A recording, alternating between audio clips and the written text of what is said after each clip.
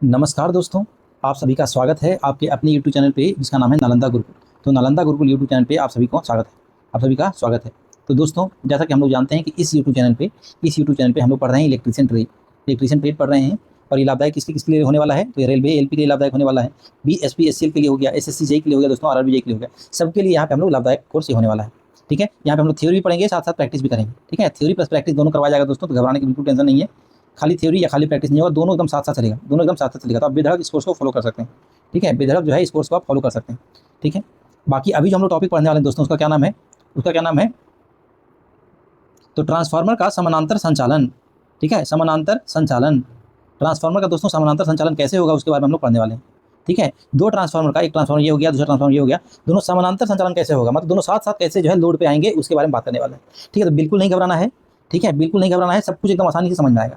तो आज का टॉपिक का क्या नाम है? तो आज के टॉपिक का नाम है पैरेलल ऑपरेशन ऑफ ट्रांसफार्मर, मतलब ट्रांसफार्मर का समानांतर संचालन। ठीक है, सब कुछ एकदम बेहतरीन तरीके से समझाएंगे, बिल्कुल टेंशन मत लीजिए। तो आप लोग में से जो बच्चे नए हैं और इस यूट्यूब चैनल को पहली बार देख रहे हैं, तो नालंदा गुरुकुल यूट्यूब चैनल है, इसको आप ध्यान में रख लीजिए।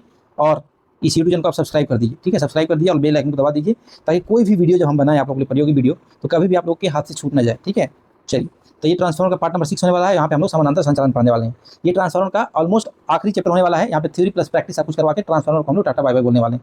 ठीक है दोस्तों, तो आइए, तो आज की क्लास में हम लोग क्या पढ़ेंगे, तो आप लोग को बता दीजिए सर, आज की क्लास में पढ़ेंगे ट्रांसफार्मर का समानांतर संचालन, यानी कि पैरेलल ऑपरेशन ऑफ ट्रांसफार्मर। दोस्तों वो तो पढ़ेंगे ही, बहुत छोटा सा टॉपिक है। ठीक है, तो आज की क्लास में बहुत सारा हम लोग क्वेश्चन प्रैक्टिस करने वाले हैं। कुछ क्वेश्चन जो होगा उस ट्रांसफार्मर के समानांतर संचालन से होगा, यानी कि आज जो टॉपिक पढ़ेंगे उससे होगा। और कुछ क्वेश्चन जो होगा दोस्तों पुराने टॉपिक से होगा, जो ट्रांसफार्मर के पुराने टॉपिक पढ़े हैं अभी, उससे होगा। ठीक है, तो आज थोड़ा सा थ्योरी पढ़ेंगे पैरेलल ऑपरेशन वाला, फिर उसका क्वेश्चन करेंगे। उसके बाद आज बहुत सारे क्वेश्चन करने वाले हैं, और इसी के साथ आज ट्रांसफार्मर को सेवा समाप्त कर देंगे। ठीक है, तो आइए, जो पिछले क्लास में पढ़े थे उसको एक बार समरी कर लेते हैं, रिविजन कर लेते हैं। इससे क्या होगा, तो आज की क्लास में क्वेश्चन बनाने में बड़ा आसानी मिलेगा दोस्तों। ठीक है, चलिए, सबसे पहले बात कर लेते हैं दोस्तों लॉसेस के बारे में। देखिए, हम लोग लॉसेस पढ़े थे, हानि पढ़े थे। क्या पढ़े थे? हानि पढ़े थे। हानि कितने प्रकार के होते हैं दोस्तों? तो मुख्यतः जो है दो प्रकार का होता है। कितना प्रकार का? दो प्रकार का। पहला जो होता है दोस्तों, होता है copper loss. Copper loss, copper loss कहाँ पे होता है? तो कॉपर लॉस दोस्तों होता है वाइंडिंग में। कहाँ पे होता है? वाइंडिंग में। जैसे रहता है ना तार, तारों में होता है कॉपर लॉस। ठीक है, इस तरीके का जो तार रहता है, जो कुंडली बोलते हैं, ठीक है, उसी में होता है क्या? कॉपर लॉस होता है। इसीलिए इसका नाम दिया है कॉपर लॉस, क्योंकि तार भी जो है कॉपर से बना हुआ होता है। यहाँ तक समझ में आ गया। दूसरा जो लॉस होता है दोस्तों, उसको क्या बोलते हैं? Iron loss. ठीक है, दूसरा लॉस क्या बोलते हैं? आयरन लॉस बोलते हैं दोस्तों। ये कहाँ पे होता है दोस्तों? तो ये होता है कोर में। ये कहाँ होता है? ट्रांसफार्मर के कोर में होता है दोस्तों। ठीक है, कोर आप जानते हैं, जो बीच बीच में रहता है, ठीक है, स्क्वायर शेप में रहता है, ये होता है कोर। ये होता है क्या? कोर। तो ट्रांसफार्मर के कोर में जो होता है ये हानि होता है दोस्तों, इसीलिए इसका क्या नाम है? Iron loss. क्या नाम है? Iron loss. और इसको कोर लॉस भी बोल सकते हैं। ठीक है, और जो ये आपका कॉपर लॉस है, इसको आई स्क्वायर आर लॉस भी बोल सकते हैं दोस्तों। ठीक है, ये सभी नाम है। और क्या नाम है भाई? और क्या नाम है बता दीजिए सर। बिल्कुल बताएंगे। तो कॉपर लॉस का एक और नाम क्या है दोस्तों? तो कॉपर लॉस का एक और नाम है, उसका नाम है वेरिएबल लॉस। क्या नाम है? वेरिएबल लॉस, यानी कि बदलते रहने वाला लॉस। अगर लोड बढ़ेगा तो जो कॉपर लॉस है वो भी बढ़ जाएगा। और आयरन लॉस का क्या नाम है? तो फिक्स लॉस। क्या होता है? ये फिक्स रहता है, लोड बदलने पे इसका मान नहीं बदलता है, ये बात ध्यान रखिएगा। ठीक है, चलिए, अब बात कर लेते हैं किस पे? अब बात कर लेते हैं टेस्ट ऑफ ट्रांसफार्मर पे। मुख्यतः दो टेस्ट होते हैं, एक होता है ओपन सर्किट टेस्ट, एक होता है शॉर्ट सर्किट टेस्ट। क्या होता है? एक होता है ओपन सर्किट टेस्ट, एक होता है शॉर्ट सर्किट टेस्ट। पहले शॉर्ट सर्किट टेस्ट से शुरू करते हैं। ठीक है, पहले ओपन सर्किट टेस्ट से शुरू करते हैं। ओपन सर्किट टेस्ट, ठीक है, ओसी टेस्ट बोल रहे हैं, यानी कि ओपन सर्किट टेस्ट। ठीक है, open circuit test, open circuit test. इसका एक और नाम है दोस्तों, इसका क्या नाम है? एक और नाम है, क्या नाम है भाई? इसे एक और नाम क्या है? इसको और बोलते हैं दोस्तों नो लोड टेस्ट। क्या नाम है इसका? तो नो लोड टेस्ट नाम है इसका, क्योंकि ये टेस्ट जो किया जाता है ना, नो लोड पे किया जाता है। किस पे किया जाता है? नो लोड पे किया जाता है टेस्ट, बस। ठीक है, इसी का नाम है ओपन सर्किट टेस्ट, इसी का नाम है नो लोड टेस्ट। इसमें क्या क्या चीज़ ध्यान रखना होता है? इसमें ये ध्यान रखा होता है, ये टेस्ट होता है ना दोस्तों, हमेशा किस पे किया जाता है? तो एलवी साइड पे टेस्ट होता है। ठीक है, और एचवी साइड जो है, हाई वोल्टेज साइड जो है, वो क्या रहता है? ये ओपन सर्किट रखते हैं। क्या रखते हैं? खुला रखते हैं। ओपन सर्किट रखते हैं, खुला रखते हैं। ठीक है, ओपन सर्किट मतलब खुला रखते हैं। ठीक है, तो कहाँ करते हैं टेस्ट? तो लो वोल्टेज साइड पे करते हैं। लो वोल्टेज साइड में टेस्ट करते हैं, यानी कि इधर एमीटर लगाते हैं। ठीक है। इधर ही आपको वोल्ट मीटर लगाते हैं और इधर ही आपका वाट मीटर लगाते हैं। ठीक है, क्या लगाते हैं, जो लो वोल्टेज साइड है उधर ही आप मीटर लगाते हैं, वोल्ट मीटर लगाते हैं और वाट मीटर लगाते हैं। यहाँ तक कोई दिक्कत बिल्कुल नहीं, यहाँ तक कोई दिक्कत नहीं। ठीक है, और कैसे करते हैं टेस्ट, तो टेस्ट जो करते हैं दोस्तों रेटेड वोल्टेज पे करते हैं, मतलब जितना वोल्टेज के लिए बनाया गया है पूरा का पूरा वोल्टेज पे करते हैं, रेटेड वोल्टेज पे करते हैं और फ्रीक्वेंसी पे करते हैं दोस्तों। ठीक है, रेटेड वोल्टेज या फ्रीक्वेंसी पे ये टेस्ट किया जाता है। ठीक है, इस टेस्ट से आपको रिजल्ट क्या क्या मिलता है। ठीक है, इस टेस्ट से आपको रिजल्ट क्या क्या मिलता है उसके बारे में थोड़ा चर्चा कर लेते हैं कि आखिर जो ओपन सर्किट टेस्ट बता रहे हैं हम, ठीक है, जो ओपन सर्किट टेस्ट बता रहे हैं इससे हमको रिजल्ट क्या क्या मिल जाता है। ये रिवीजन टाइप का हो रहा है, तो जो बच्चे पहली बार देख रहे हैं आप घबराएं नहीं, पिछले क्लास में जो है इसको करवा दिया गया बहुत बढ़िया से, इसीलिए अभी थोड़ा सा फास्ट फास्ट चल रहे हैं। ठीक है, तो रिजल्ट क्या क्या यहाँ पे आपको मिल जाता है, टेस्ट करके हमको क्या क्या मिल जाता है। पहला चीज़ क्या मिलता है, पहला टेस्ट जब आपको ये मिलेगा कि वाट मीटर का रीडिंग मान लीजिए कि डब्ल्यू आता है, तो डब्ल्यू किसके बराबर होता है दोस्तों, किसके बराबर होता है, तो ये कोर लॉस के बराबर हो जाएगा। क्या हो जाएगा, कोर लॉस के बराबर हो जाएगा ये डब्ल्यू। ठीक है, तो यहाँ पे आपको कोर लॉस मिल गया। दूसरा क्या मिल जाता है, दूसरा क्या मिल जाता है, तो यहाँ पे जो है नो लोड करंट मिल जाता है दोस्तों, नो लोड करंट मिल जाता है आई नॉट। ये कितना होता है दोस्तों, तो 2% से 5% होता है फुल लोड करंट का, 2% से 5% होता है किसका, फुल लोड करंट का। जो फुल लोड पे जितना करंट बहेगा ना उसका 2% से 5% करंट बहेगा। ठीक है, और क्या होगा, और यहाँ पे आपको मिल जाता है क्या, तो आरसी यानी कि ट्रांसफार्मर में जो कोर लॉस का कंपोनेंट होता है वो मिल जाएगा आपको, और एक्सएम मिल जाएगा यानी कि मैग्नेटाइजिंग रिएक्टेंस मिल जाएगा। तो ये सब आपको यहाँ पे मिल जाता है। ठीक है, तो ये 3 रिजल्ट ध्यान में रखना है। ठीक है, 3 रिजल्ट क्या करना है, ध्यान में रखना है। अब बात कर लेते हैं शॉर्ट सर्किट टेस्ट की। ट्रांसफार्मर में शॉर्ट सर्किट टेस्ट होता है दोस्तों, वो क्या होता है और उसमें क्या क्या आपको रिजल्ट मिलता है। तो बात कर लेते हैं हम शॉर्ट सर्किट टेस्ट का। ठीक है, किसका बात करते हैं, शॉर्ट सर्किट टेस्ट का। ठीक है, चलिए इसमें क्या क्या चीज़ ध्यान रखना है, तो इसमें दोस्तों इसमें भी लो वोल्टेज और हाई वोल्टेज होगा। इसमें क्या होगा, लो वोल्टेज हाई वोल्टेज होगा। तो यहाँ पे जो टेस्ट होता है ना वो हाई वोल्टेज साइड में टेस्ट होता है। ठीक है, टेस्ट कहाँ पे होता है, तो हाई वोल्टेज साइड में आपका टेस्ट होगा, यानी कि इधर आपका मीटर लगाया जाएगा हाई वोल्टेज साइड में, और क्या लगाया जाएगा, तो यहीं वोल्ट मीटर लगाया जाएगा, और क्या लगाया जाएगा, तो यहीं पे आपको वाट मीटर भी लगाया जाएगा दोस्तों। कोई दिक्कत है नहीं। ठीक है, एलवी साइड में क्या होगा दोस्तों, लो वोल्टेज साइड में क्या होगा, तो इस साइड में क्या किया जाएगा, शॉर्ट सर्किट किया जाएगा, यानी कि मोटा तार से जो है बंद कर दिया जाएगा। ठीक है, शॉर्ट सर्किट किया जाएगा, मोटा तार से शॉर्ट सर्किट किया जाएगा। उसके बाद क्या होगा दोस्तों, तो वैरिएक की मदद से यानी कि ऑटो ट्रांसफार्मर की मदद से वोल्टेज को बढ़ाया जाएगा। ठीक है, ऑटो ट्रांसफार्मर से वोल्टेज की बढ़ाया जाएगा। कितना बढ़ाया जाएगा दोस्तों, कितना बढ़ाया जाएगा, तो मैक्सिमम जो आपका दोस्तों 5% से 10% तक जाएगा। बस इतना पे जाने पे आपको क्या मिलेगा, जो करंट बह रहा है ना, जो मीटर का रीडिंग होगा ना, करंट जो बह रहा है कितना हो जाएगा, फुल लोड करंट के बराबर हो जाएगा। करंट जो बह रहा है मीटर कितना दिखाएगा, तो फुल लोड में जो करंट होता है वो करंट दिखाने लगेगा आपको। वोल्टेज कितना लगाइएगा, तो 5 से 10% लगाइएगा। तो दोस्तों ये ध्यान में रखना है कि वोल्टेज कितना लगाना है, 5 से 10% तक लगाना है। किसका, तो रेटेड वोल्टेज का, जितना वोल्टेज है टोटल उधर रेटिंग उसका 5 से 10% ही लगाना है, काम हो जाएगा आपका। ठीक है, 5-10% किसका, तो रेटेड वोल्टेज का। दोस्तों यहीं पे एक करेक्शन है, हम पिछली क्लास में गलती से यहाँ पे कितना बता दिए थे, 25 से 30% बता दिए थे दोस्तों। शॉर्ट सर्किट टेस्ट में हम पिछला क्लास में गलती से हम 25 से 30% बता दिए थे। ठीक है, मिस्टेक हो गया था, क्या कहते हैं, एक मिस्टेक हो गया था, गलती ये डाटा बता दिए थे, तो इसको गलत कर दीजिएगा। कितना हो जाएगा दोस्तों, वोल्टेज जो है 5 से 10% में ही आपका लोड कितना हो जाएगा, करंट जो दोस्तों फुल लोड करंट हो जाएगा। ठीक है, तो पिछले करेक्शन में जो 25 से 30% बताए थे दोस्तों उसको काट लीजिएगा, वहाँ पे 5 से 10% लिख लीजिएगा दोस्तों। ये एक मिस्टेक हो गया था मुझसे, गलती से बोल दिया था। ठीक है, चलिए पिछले टेस्ट में बताया था शॉर्ट सर्किट टेस्ट में कि वोल्टेज कितना लगाना है, तो 5 से 10% लगाना है। ठीक है, चलिए इतना पे होने पे क्या हो जाएगा, आपको फुल लोड करंट मिल जाएगा दोस्तों। क्या मिल जाएगा, फुल लोड करंट मिल जाएगा। ठीक है, तो आपको रिजल्ट यहाँ पे क्या क्या मिल जाता है दोस्तों, यहाँ पे क्या क्या रिजल्ट मिल जाता है उसके बारे में थोड़ा सा चर्चा कर लेते हैं। क्या मिल जाता है रिजल्ट, तो आप बताएंगे सर यहाँ पे रिजल्ट क्या क्या मिलता है, बताइए। पहला रिजल्ट तो ये मिल जाता है दोस्तों, जो वाट मीटर का रीडिंग है ना, डब्ल्यू यहाँ पे जो भी आएगा वाट मीटर का रीडिंग वो क्या होगा, तो वो आपका जो है कॉपर लॉस के बराबर होगा। क्या होगा, कॉपर लॉस के बराबर होगा। ठीक है, और दूसरा लॉस क्या हो जाएगा, कोर लॉस दोस्तों एकदम जीरो हो जाएगा। ठीक है, कोर लॉस क्या हो जाएगा, जीरो हो जाएगा। और यहाँ पे जो हम बताए थे कि यहाँ पे कोर लॉस मिलता है, यानी यहाँ पे जो आपका कॉपर लॉस क्या हो जाएगा, जीरो हो जाएगा। यहाँ पे ऑटोमेटिक क्या समझना कि कॉपर लॉस दोस्तों क्या है, जीरो है। कॉपर में कोई लॉस नहीं होता है, बहुत कम लॉस होता है, इसलिए जीरो मान लेते हैं। तो वैसे यहाँ पे जो है कोर लॉस नहीं होता है, कोर लॉस जीरो के बराबर होता है। ठीक है, दूसरा क्या है, दूसरा क्या है, यहाँ पे जो आप मीटर का रीडिंग देखेंगे वो क्या हो जाएगा, फुल लोड करंट आपको दिखाएगा, पूरा लोड का जो करंट है वो दिखाएगा। तीसरा में क्या है, तीसरा बिंदु आपको क्या ध्यान रखना है दोस्तों, तो बताइए। तो यहाँ पे आपको क्या क्या मिल जाएगा, तो यहाँ पे R1, R2, X1, X2, ये चारों पैरामीटर जो है यहाँ पे आपको मिल जाएगा। ठीक है, चारों पैरामीटर आपको मिल जाएगा। ठीक है, ध्यान में रखिएगा।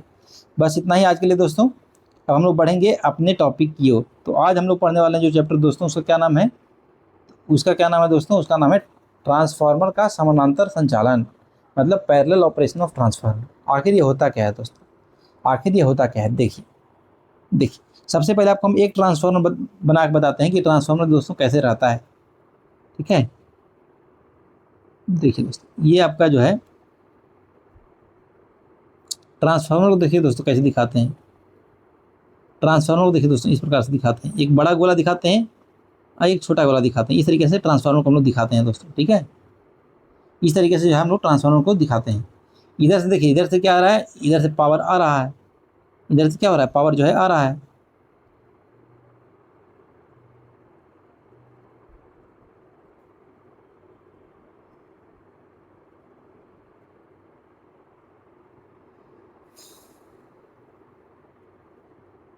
इधर से क्या हो रहा है, इधर से पावर आ रहा है दोस्तों। इधर क्या है, सप्लाई है, इधर क्या है, सप्लाई है, इधर से पावर आ रहा है, ट्रांसफार्मर में घुस रहा है। आपको पता है ट्रांसफार्मर जो है पावर को नहीं बदलता है, पावर जो है सेम होता है। तो जो पावर यहाँ पे आया वही पावर कहाँ चला गया, आगे बढ़ गया। ठीक है, और नीचे में क्या लगा हुआ है दोस्तों, नीचे में कहने का मतलब है कि इधर क्या लगा हुआ है, तो इधर लोड लगा हुआ है। क्या लगा हुआ है, लोड लगा हुआ है, हमारे आपके घर का लोड लगा हुआ है। ठीक है, लोड करने का क्या मतलब है दोस्तों, लोड करने का मतलब क्या है, तो कहीं मोटर चल रहा है। ठीक है, लोड करने का मतलब क्या है, कहीं पे मोटर चल रहा है। ठीक है, कहीं पे फैन चल रहा है, कहीं पे फ्रिज चल रहा है, तो एसी चल रहा है, तो यही सब लोड का मतलब होता है। ठीक है, तो ये सब लोड का मतलब होता है। ठीक है, तो क्या समझ में आ रहा है कि पावर जो है इधर से आ रहा है, बीच में एक ट्रांसफार्मर है, ये क्या है, बीच में आप देख पा रहे हैं क्या है, ये ट्रांसफार्मर है। ठीक है, पावर आ रहा है, ट्रांसफार्मर से होकर गुजर जा रहा है, और फिर क्या हो जा रहा है, लोड को पावर जा रहा है। तो ट्रांसफार्मर का काम क्या हुआ यहाँ पे, आप बताइए मुझे, ट्रांसफार्मर क्या काम हुआ। तो ट्रांसफार्मर जो दोस्तों यहाँ पे देख रहे हैं क्या है, बड़ा गोला है, ये वाला गोला क्या है, बड़ा है, यानी कि इधर हाई वोल्टेज में था, क्या था, हाई वोल्टेज में था। मान लीजिए कि 11 के भी वोल्टेज में था, और इधर क्या किया है, तो इधर कम कर दिया है वोल्टेज, 230 वोल्ट कर दिया है। क्या कर दिया है, 230 वोल्ट कर दिया है वोल्टेज घटा के, ताकि हमारे घरों के लिए उपयुक्त हो सके। तो ये ट्रांसफार्मर का काम हो गया, क्या किया, खाली वोल्टेज को घटा दिया। अभी पैरेलल ऑपरेशन करने का मतलब क्या है कि यहाँ पे एक ट्रांसफार्मर नहीं लगा हुआ है, दो गो ट्रांसफार्मर लगा हुआ है दोस्तों। कितना लगा हुआ है, दो ट्रांसफार्मर। तो एक और ट्रांसफार्मर बना लीजिए दोस्तों। ठीक है, एक और ट्रांसफार्मर लगा दीजिए, एक और ट्रांसफार्मर आप लगा दीजिए, कोई टेंशन नहीं लेना है, कोई टेंशन आपको नहीं लेना है। ठीक है, कोई टेंशन आपको नहीं लेना है। ठीक है, अब देखिए क्या होगा, अब देखिए क्या होगा दोस्तों, अब देखिए क्या होगा। यहाँ पे भी वो सेम ट्रांसफार्मर है, यहाँ पे भी 11 वोल्ट के भी था, यहाँ पे भी क्या कर दिया, 230 वोल्ट बना दिया। अब इसमें भी क्या होगा, इसमें भी पावर जाएगा, इसमें भी क्या होगा, इसमें भी पावर जाएगा। तो जो पावर यहाँ से आया ना, क्या हो गया, यहाँ से मान लीजिए दो गो ऐसे आया, तो एक वो चला गया इधर, एक वो चला गया नीचे आके यहाँ पर। ठीक है, फिर क्या हुआ, दोनों ऐसे ऐसे गया, फिर क्या हो गया, दोनों आके जुट गया, फिर क्या हो गया, यहाँ पे दो पावर हो गया, समझ में आ गया, दो तीर हो गया। तो जो पावर यहाँ पे आपसे छोड़े थे ना दोस्तों, जो पावर यहाँ पे से आया था, बिल्कुल वही क्या हुआ, एक पावर यहाँ चला गया, एक पावर जो है घूम के यहाँ पे आ गया, फिर इससे जाके इधर चला गया और ऐसे चला गया। इसी को बोलते हैं पैरेलल ऑपरेशन, यानी कि दोनों ट्रांसफार्मर जो है साथ साथ काम कर रहे हैं। क्या कर रहे हैं, साथ साथ काम कर रहे हैं। तो इससे फ़ायदा क्या होता है दोस्तों, आपको हम फ़ायदा ही बताते हैं कि इससे फ़ायदा क्या हुआ, क्या एडवांटेज हुआ। ठीक है, इससे फ़ायदा क्या हुआ ये बताइए हमको। तो पहला हम फ़ायदा बताएंगे, आप बताइए कि हम सही बोल रहे हैं कि नहीं बता रहे हैं। देखिए, मान लीजिए कि एक ट्रांसफार्मर ख़राब हो गया है। ठीक है, एक ट्रांसफार्मर जो है ख़राब हो गया है, इधर मान लीजिए होम भी है, लोड में क्या आता है, आपका घर भी आता है। ठीक है, मान लीजिए कि पंडित जी का यहाँ पे घर है, किसका घर है, पंडित जी का, तो समझने में अच्छा रहेगा, पंडित जी का घर भी इधर है। अब क्या है, अब देखिए, मान लीजिए कि ये ट्रांसफार्मर जो है रात का समय है, रात का समय है, क्या हुआ, ये ट्रांसफार्मर जो है खराब हो गया, ये ट्रांसफार्मर क्या हो गया, खराब हो गया। ठीक है, मान लीजिए कि ट्रांसफार्मर जो है खराब हो गया, जल गया ट्रांसफार्मर। अब जल गया तो पंडित जी के घर में लाइट जलता रहेगा, क्यों, क्योंकि यहाँ पे एक और ट्रांसफार्मर है ना जी, इस ट्रांसफार्मर से पावर जाता रहेगा, आपको कोई दिक्कत नहीं होगा। क्या होगा, इस ट्रांसफार्मर से पावर जाता रहेगा, तो पंडित जी घर में लाइट जलता रहेगा, समझे कि नहीं। मोटर जो है चलता रहेगा, फैन आपका चलता रहेगा, फ्रिज आपका चलता रहेगा। ठीक है, क्यों? क्योंकि एक ट्रांसफार्मर है। अगर ये ट्रांसफार्मर नहीं होता, ठीक है, अगर कुछ देर के लिए मान लीजिए जो है ये ट्रांसफार्मर जो है, कौन सा ट्रांसफार्मर, तो ये ट्रांसफार्मर मान लीजिए गायब कर दिया है, ये नहीं था शुरू में, ठीक है, मान लीजिए कि है नहीं, तो क्या दिखेगा कि एक ट्रांसफार्मर खराब हो गया, तो क्या होगा, बिजली नहीं होगा, पंडित जी के घर अंधेरा हो जाएगा, है कि नहीं। लेकिन अभी ये ट्रांसफार्मर है तो क्या हो गया, पहला फ़ायदा क्या हुआ कि जो बिजली है वो बना हुआ रहेगा। क्या होगा, बिजली जो है बना हुआ रहेगा, ठीक है, तो लाइन जो है नहीं कटेगा, लाइन हमेशा चलेगा। समझ में आ गया, लाइन जो है नहीं कटेगा, ये पहला समझ में आ गया। दूसरा क्या है, अभी देखिए, अभी तो पंडित जी का घर है, ठीक है, अभी पंडित जी का घर है, और किसका घर हो सकता है, कि शर्मा जी का भी घर हो गया, बाद में जमीन लेके शर्मा जी भी घर बना लिए, ठीक है, तो उनके घर पे भी कुछ पंखा, फ्रिज, टीवी सब चल रहा है, ठीक है। उसके बाद एक वर्मा जी भी आ गए, वो भी उधर रहने लगे, तो क्या हो रहा है, इस क्षेत्र का, इस एरिया का क्या हो जा रहा है, लोड जो है दिन प्रतिदिन बढ़ता जा रहा है, क्योंकि खाली पहले पंडित जी रहते थे, अभी शर्मा जी भी आ गए हैं, फिर वर्मा जी भी आ रहे हैं, तो लोड क्या हो रहा है, बढ़ रहा है। वर्मा जी के घर में भी टीवी, फ्रिज सब है, ठीक है, शर्मा जी के घर में भी मोटर लगा हुआ है, पंप, पानी आता है मोटर से, ठीक है, पंखा है, फ्रिज लिए हुए हैं वर्मा जी के यहाँ क्या है, तो एसी है, वर्मा जी अमीर आदमी है, एसी है, टीवी है कि नहीं। तो वर्मा जी के यहाँ भी लोड है, तो धीरे धीरे क्या दिख रहा है कि समय के साथ लोड बढ़ रहा है। तो लोड बढ़ने से भी कोई दिक्कत नहीं, क्यों? क्योंकि दो ट्रांसफार्मर लगा हुआ है, ठीक है, दो ट्रांसफार्मर लगा हुआ है, दोनों में लोड बढ़ जाएगा तो कोई दिक्कत वाली बात नहीं है, दो आदमी झेल लेगा, दो ट्रांसफार्मर क्या है, झेल लेगा, दो ट्रांसफार्मर क्या करेगा, लोड बढ़ने से भी झेल लेगा, क्योंकि ज़्यादा लोड के लिए बना हुआ है, दो ट्रांसफार्मर तो ज़्यादा लोड झेलेगा, तो ये काम हो गया, ठीक है। तो लोड अगर बढ़ जाए, लोड बढ़ने पर भी कोई समस्या नहीं है, क्यों? क्योंकि दो ट्रांसफार्मर है, आधा आधा लोड क्या करेगा, ले लेगा, कोई समस्या नहीं है। एक ही काम हो गया। और क्या फ़ायदा हुआ भाई, और क्या फ़ायदा हुआ, तो मेंटेनेंस करना आसान हो गया। कि मान लीजिए किसी भी ट्रांसफार्मर का मेंटेनेंस करना है, कोई छोटा मोटा काम करना है, तो कोई दिक्कत नहीं है, बिना लाइन काटे हुए क्या कर सकते हैं, काम कर सकते हैं, ठीक है। मान लीजिए कि इस ट्रांसफार्मर में काम करना है, तो इसको क्या किए, बंद कर दिए कुछ देर के लिए, यहाँ से लाइन जा रहा है, लोगों को मिल रहा है लाइन, इस पर काम कर लिए, फिर क्या किए, इसको चालू कर दिए। अब इस पर काम करना है दूसरा ट्रांसफार्मर पे, तब क्या किए, इसको बंद कर दिए, अब पूरा का पूरा पावर कहाँ जा रहा है, यहाँ से जा रहा है, तो ये भी एक फ़ायदा हो गया। तो मेंटेनेंस करने के लिए क्या रहता है, आसानी रहता है, ठीक है। तो मेंटेनेंस भी आरामदायक होता है, मेंटेनेंस भी आराम से कर सकते हैं, मेंटेनेंस भी आराम से हो जाता है। तो ये सब कुछ ट्रांसफार्मर के फ़ायदे हैं दोस्तों, ठीक है। चलिए, तो ये देख लीजिए कि ट्रांसफार्मर के समानांतर संचालन के लाभ क्या होते हैं, हम लोग क्यों समानांतर संचालन के लिए इतना बात कर रहे हैं, आखिर बात क्या है। तो देखिए, पहला बिंदु आपको बता चुके हैं कि जो है आपको लगातार जो है पावर सप्लाई मिलती रहेगी, मरम्मत जो है आराम से हो सकता है, किसी एक का मरम्मत करवाते रहिएगा तो दूसरा क्या हो जाएगा, चालू रहेगा, एक बंद रहेगा दूसरा अपने आप क्या रहेगा, चालू रहेगा। फिर भविष्य में लोड जब बढ़ता है, मान लीजिए भविष्य में वर्मा जी और शर्मा जी भी घर में आ जाते हैं, तब भी कोई दिक्कत नहीं है, ठीक है, क्या है, तब भी कोई दिक्कत नहीं है, क्योंकि दो ट्रांसफार्मर है, दोनों क्या करेगा, मिल के जो है लोड सह लेगा। मान लीजिए कि और बहुत सारे लोग आ गए तो क्या हो गया, तीन ट्रांसफार्मर लगा देंगे, कोई दिक्कत वाली बात नहीं है, ठीक है। तो ये भी हो गया। भार क्या होता है दोस्तों, समान रूप से बढ़ जाता है, ठीक है। भार क्या होता है, तो आधा ट्रांसफार्मर ये भार ले लेता है, आधा ट्रांसफार्मर ये भार ले लेता है, तो दोनों ट्रांसफार्मर क्या हो गया, मान लीजिए कि 100 किलोवाट भार है, मान लीजिए 100 किलोवाट भार है, तो ये ट्रांसफार्मर 50 ले लिया, और दूसरा ट्रांसफार्मर जो है वो 50 ले लिया, तो भार क्या हो गया, बट गया, काम क्या हो गया, बट गया। समझ गया कि नहीं, ठीक है। ट्रांसफार्मर करीब फुल लोड पर कार्य करता है, इससे क्या होती है, क्षमता बढ़ती है, ठीक है। तो ये भी एक फ़ायदा है, ये भी क्या है, एक फ़ायदा है। और आपातकालीन स्थिति में जो है बैकअप बना रहता है, जो बताया ना कि एक ट्रांसफार्मर मान लीजिए खराब हो गया, तो जो बैकअप है बना रहता है, दूसरे ट्रांसफार्मर से काम चलता रहता है। चलिए, तो देखिए दोस्तों कि आखिर जो पैरेलल ऑपरेशन ऑफ ट्रांसफार्मर है वो होता कैसे है, ठीक है। पैरेलल ऑपरेशन जो ट्रांसफार्मर है दोस्तों होता कैसे है, यहाँ पे बड़ा साफ साफ समझाया जाएगा।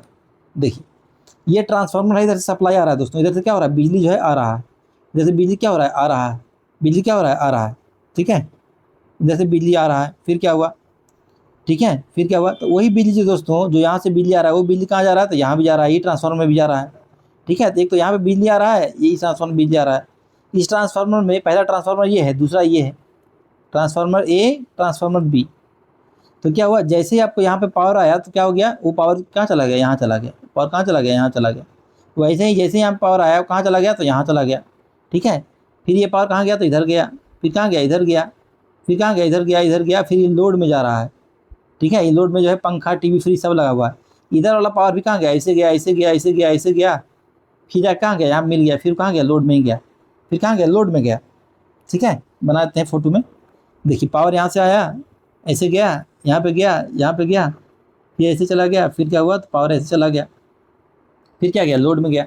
फिर ऐसे ही यहाँ पे पावर ऐसे आया, यहाँ से सेम सप्लाई दिया हुआ है, ये पावर यहाँ पे इंड्यूस हो गया, फिर यहाँ पावर आया, फिर पावर यहाँ गया, फिर पावर देखिए इधर आ गया, फिर क्या हो गया, ये दोनों पावर जो है इधर चला गया। तो दोनों जो है लोड में पावर दे रहा है, दोनों कहाँ दे रहा है पावर, तो लोड में दे रहा है दोस्तों। ठीक है ना। तो इस तरीके से क्या हो रहा है कि दोनों ट्रांसफार्मर जो है साथ साथ में चल रहे हैं, दोनों ट्रांसफार्मर क्या कर रहे हैं, साथ साथ में चल रहे हैं। चल, तो इस तरीके से जो है पैरेलल ऑपरेशन का ट्रांसफार्मर दिखता है। ठीक है, पैरेलल ऑपरेशन जो है अगर देखेंगे तो बिल्कुल इस प्रकार से आपको दिखेगा ट्रांसफार्मर का कनेक्शन। तो देखिए दोस्तों, अभी हम लोग देखेंगे कि पैरेलल संचालन के लिए यानी कि पैरेलल ऑपरेशन के लिए कौन कौन से नियम जो हैं दोस्तों हम लोग को ध्यान में रखने हैं। जब भी हम लोग दो ट्रांसफार्मर को पैरेलल में जोड़ना चाहते हैं तो कौन कौन से नियम ध्यान में रखने हैं। ठीक है, तो सबसे पहले हम लोग देख लेते हैं, जब दो सिंगल फेज ट्रांसफार्मर को हम लोग पैरेलल में कनेक्ट करना चाहते हैं तो क्या ध्यान रखना है। जब दो सिंगल फेज ट्रांसफार्मर को हम लोग पैरेलल में कनेक्ट करना चाहते हैं तब क्या ध्यान रखना है। तो उसमें जो है दो तरीके के आपके शर्तें हैं। ठीक है, दो तरीके की शर्तें हैं। पहला शर्त है जो अनिवार्य शर्त है, ये बहुत ज़्यादा ज़रूरी है, इसके बिना बहुत मुश्किल हो जाएगा, नहीं हो पाएगा। ठीक है, अनिवार्य शर्त है, इसके बिना जो है काम नहीं चल पाएगा, ये तो एकदम ज़रूरी है। ठीक है, ये ज़रूरी शर्त है एकदम। और दूसरा शर्त है जो दोस्तों वांछनीय शर्त है, मतलब होने से बहुत ही बढ़िया होगा। ठीक है, होने से क्या होगा, बहुत ही बढ़िया होगा। ठीक है, लेकिन ऐसा नहीं होगा कि अगर वांछनीय शर्तें पूरी ना हो तो ट्रांसफार्मर को हम लोग पैरेलल ऑपरेशन में जोड़ ही नहीं सकते हैं, ऐसा बात नहीं है। लेकिन अनिवार्य शर्तें जो है बहुत ज़्यादा ज़रूरी है, ये होने से ही आप पैरेलल ऑपरेशन कर सकते हैं। लेकिन वांछनीय शर्तें वो शर्तें हैं जो होने से क्या होगा, सिस्टम के लिए बहुत ही अच्छा होगा। ठीक है, सिस्टम के लिए बहुत ही अच्छा होगा। लेकिन जैसे आप थ्री फेज ट्रांसफार्मर की बात करते हैं, जब भी आप दो थ्री फेज ट्रांसफार्मर को पैरेलल ऑपरेशन में ले जाने की बात करते हैं तो यहाँ पे जो होंगे, जो भी नियम में होंगे, सभी नियम में क्या होंगे, अनिवार्य शर्तें होंगी। ठीक है, सभी नियम क्या होंगे, अनिवार्य होंगे, सभी नियम में जो होंगे अनिवार्य होंगे। चलिए,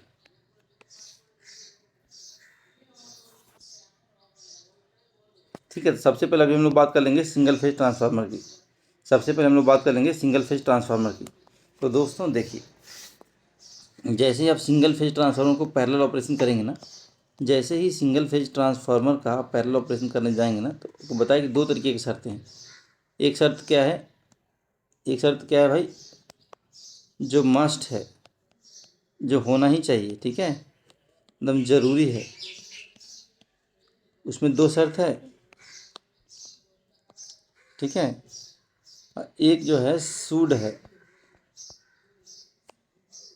सूड है मतलब चाहिए, मतलब रहने से अच्छा होगा। ठीक है, रहने से अच्छा होगा। जो मस्ट है, जो उसमें बहुत ज़्यादा ज़रूरी है। ठीक है, मस्ट के बिना तो आपका काम ही नहीं हो पाएगा। जो मस्ट है उसके बिना क्या हो पाएगा, आपका काम ही नहीं हो पाएगा।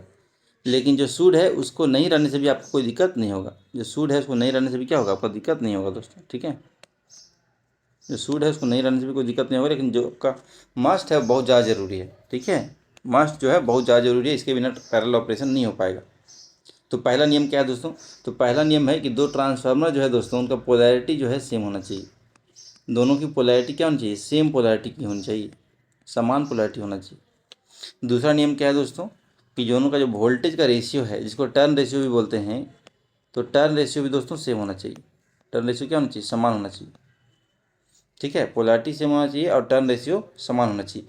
अगर नहीं होगा तो क्या होगा दोस्तों, मान लीजिए कि पोलैरिटी जो है डिफरेंट है, अगर पोलैरिटी डिफरेंट हो गया तो क्या होगा, पोलैरिटी मान लीजिए सेम नहीं है, डिफरेंट हो गया तो क्या हो जाएगा, तो दोस्तों होगा क्या, हाई सर्कुलेटिंग करंट बहेगा। ठीक है, बहुत ज़्यादा जो है सर्कुलेटिंग करंट बहेगा और एक ट्रांसफार्मर से दूसरे ट्रांसफार्मर में करंट जाएगा, जो हम नहीं चाहते। ठीक है, जो हम नहीं चाहते। वैसे ही टर्न रेशियो भी जब अलग हो जाएगा दोस्तों, तो दोनों के सेकेंडरी साइड में अलग अलग वोल्टेज बनेगा। दोनों के सेकेंडरी साइड में, दोनों ट्रांसफार्मर के सेकेंडरी साइड में क्या होगा, अलग अलग वोल्टेज बनेगा दोस्तों। ठीक है, तो हो जाएगा, जैसे ही टर्न रेशियो डिफरेंट होगा तो क्या हो जाएगा, डिफरेंट वोल्टेज हो जाएगा आपका सेकेंडरी साइड में, है ना, डिफरेंट वोल्टेज हो जाएगा ट्रांसफार्मर के सेकेंडरी साइड में। और इसके कारण भी क्या होगा दोस्तों, तो बहुत ज़्यादा सर्कुलेटिंग करंट बहेगा, बहुत ज़्यादा सर्कुलेटिंग करंट आपका बहेगा। ये भी क्या करेगा, ये भी आपको जो है घाटा ही करेगा, ये भी क्या करेगा, आपको घाटा ही करेगा। चलिए, और कौन कौन से ऐसी शर्तें हैं दोस्तों जो होने से बहुत बढ़िया हो जाएगा, मज़ा आ जाएगा। तो उसमें भी 2 शर्तें हैं दोस्तों, उसमें भी क्या है, 2 शर्तें हैं। पहली शर्त क्या है, तो पहली शर्त ये है दोस्तों, पहली शर्त ये है कि जो इम्पीडेंस होगा ट्रांसफार्मर का, दोनों ही ट्रांसफार्मर का इम्पीडेंस जो होगा, इम्पीडेंस का फॉर्मूला क्या होता है दोस्तों, इम्पीडेंस का फॉर्मूला क्या होता है, तो इम्पीडेंस का फॉर्मूला होता है √R² + X²। ठीक है, प्रतिरोध का स्क्वायर प्लस प्रतिघात का स्क्वायर इक्वल टू प्रतिबाधा का स्क्वायर। ठीक है, तो जेड ये होता है। तो जेड क्या होना चाहिए दोस्तों, दोनों ट्रांसफार्मर के लिए जेड क्या होना चाहिए, बराबर होना चाहिए। तो Z for both transformer should be equal, Z for both transformer shall be equal.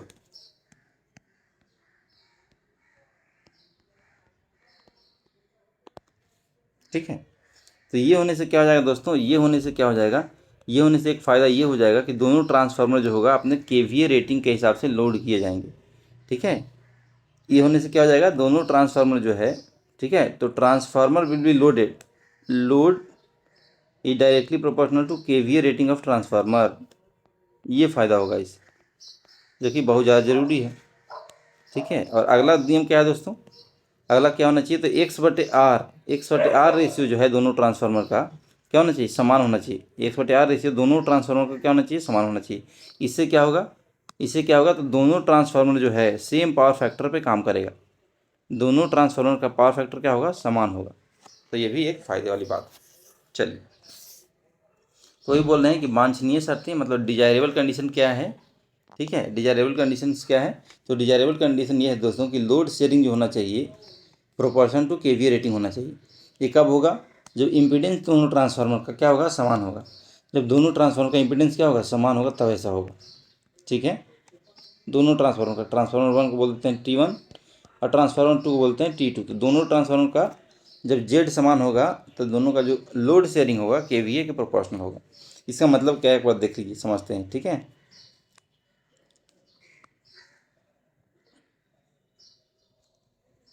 देखिए दोस्तों, ट्रांसफार्मर को ऐसे दिखाते हैं, है ना,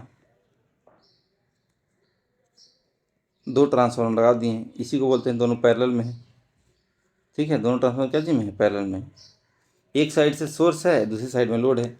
इधर क्या है, सोर्स है, मतलब इधर से पावर क्या होगा, जा रहा है, और इधर क्या है दोस्तों, तो लोड है, तो इधर पावर आ रहा है।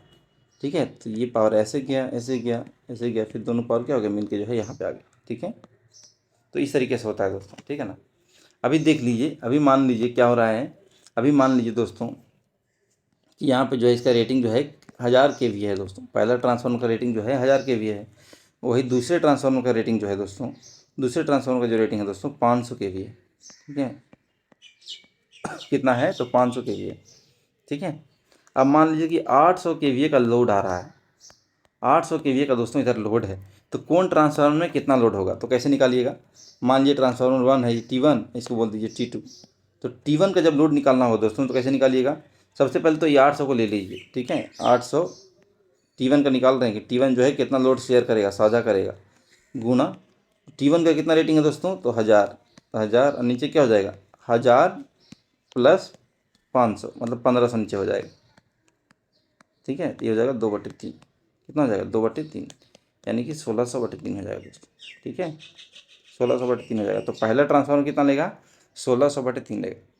ठीक है, यानी क्या बोल सकते हैं इसको, क्या बोल सकते हैं, तो 800 गुना 2/3 ले रहा है। इसका मतलब 2/3 जो है, 800 का 2/3 जो है कौन ले रहा है, तो पहला वाला ले रहा है। तो बाकी 1/3 कौन लेगा, नीचे वाला लेगा। तो ये जो हो जाएगा वो क्या हो जाएगा, 800 गुना 1/3 हो जाएगा, यानी कि 1/3 लोड जो है ये लेगा और 2/3 लोड ये लेगा। इसका कैसे समझ में आ रहा है, तो देखिए अब देखेंगे कि इसका जो केवीए है उसी के प्रोपोर्शनल में लोड आ रहा है। ठीक है ना, केवीए के प्रोपोर्शनल में लोड आ रहा है। इसका देखिए, इसका 1 है तो इसका क्या है, 2 है, दुगना है कि नहीं है। तो उसी हिसाब से जो लोड भी शेयर कर रहा है, कैसे कर रहा है, दुगना कर रहा है। तो ये होना चाहिए, ये क्या है, ये होना चाहिए, ये डिजायरेबल कंडीशन है, ये वांछनीय कंडीशन। ठीक है, तो ये एक फ़ायदा हो जाएगा। कब होगा ऐसा, लेकिन ऐसा तभी होगा जब जेड जो है दोनों ट्रांसफार्मर का बराबर होगा। और दूसरी शर्त क्या है कि दोनों ट्रांसफार्मर का पावर फैक्टर समान होना चाहिए। ये कब होगा दोस्तों, ये कब होगा, जब दोनों ट्रांसफार्मर का X/R रेशियो क्या होगा, सेम होगा, तब। ये आपको बता चुके हैं। तो आपको 2 समझ में आ गया कि डिजायरेबल कंडीशन कौन सा है, वांछनीय कंडीशन कौन सा है। तो पहला जो है लोड शेयरिंग केवीए रेटिंग के हिसाब से होना चाहिए, और दूसरा जो है दोस्तों X/R रेशियो समान होना चाहिए ताकि दोनों ट्रांसफार्मर जो है समान पावर फैक्टर पे काम कर सके। चलिए, तो वही सब बता दिए हैं दोस्तों यहाँ पे वांछनीय कंडीशन में। एक तो हो गया आपका कि जेड समान होना चाहिए, ठीक है, जेड जो होना चाहिए समान होना चाहिए, और आपका X/R रेशियो क्या होना चाहिए, समान होना चाहिए। इससे होगा क्या, जब ये शर्तें पूरी होंगी तो ट्रांसफार्मर समान पावर फैक्टर पे काम करते हैं और अपने रेटिंग के हिसाब से लोड को पूरी तरह से साझा करते हैं, ठीक है। तो ये इसके लिए हो गया समान पावर फैक्टर वाला, और ये हो गया इसके लिए दोस्तों, ठीक है। उम्मीद करता हूँ समझ में आया होगा। अब हम लोग बात करेंगे दोस्तों 3 फेज ट्रांसफार्मर के बारे में, ठीक है। अब हम लोग बात करेंगे parallel operation of 3 phase transformer. 3 phase operation transformer में समानांतर संचालन की क्या क्या शर्तें होती हैं, ठीक है। 3 फेज ट्रांसफार्मर में समानांतर संचालन की क्या क्या शर्तें होती हैं। देखिए दोस्तों, तो पहले हमने 4 नियम पढ़ चुके हैं, ठीक है। सिंगल फेज ट्रांसफार्मर में 4 नियम पढ़ चुके हैं, तो वो चारों के चारों क्या होंगे, यहाँ पे होंगे। वो चारों के चारों क्या होंगे, यहाँ पे एप्लीकेबल होंगे। वो सब के सब नियम यहाँ पे भी लागू होंगे। इसके अलावा 2 नियम हैं, उसको देख लीजिए। तो नियम 5 और नियम 6 हम लिख देते हैं, ठीक है। बाकी चारों जो है पहले वाला ही इसमें भी होगा। नियम 5 और 6 क्या है दोस्तों, नियम 5वां क्या है, नियम पहले 5वां देख लेते हैं। यहाँ पे क्या होगा दोस्तों, दोनों ट्रांसफार्मर का फेज सीक्वेंस क्या होना चाहिए, समान होना चाहिए। दोनों ट्रांसफार्मर का फेज सीक्वेंस क्या होना चाहिए, समान होना चाहिए, सेम होना चाहिए, ठीक है। हिंदी में बोल सकते हैं फेज अनुक्रम क्या होना चाहिए, समान होना चाहिए। फेज अनुक्रम समान होना चाहिए मतलब अगर पहले आर फेज आ रहा है, मान लीजिए पहला ट्रांसफार्मर में, मान लीजिए ट्रांसफार्मर पहला है T1, उसमें अगर आर फेज पहले आ रहा है, फिर वाई आ रहा है, फिर बी आ रहा है, ठीक है।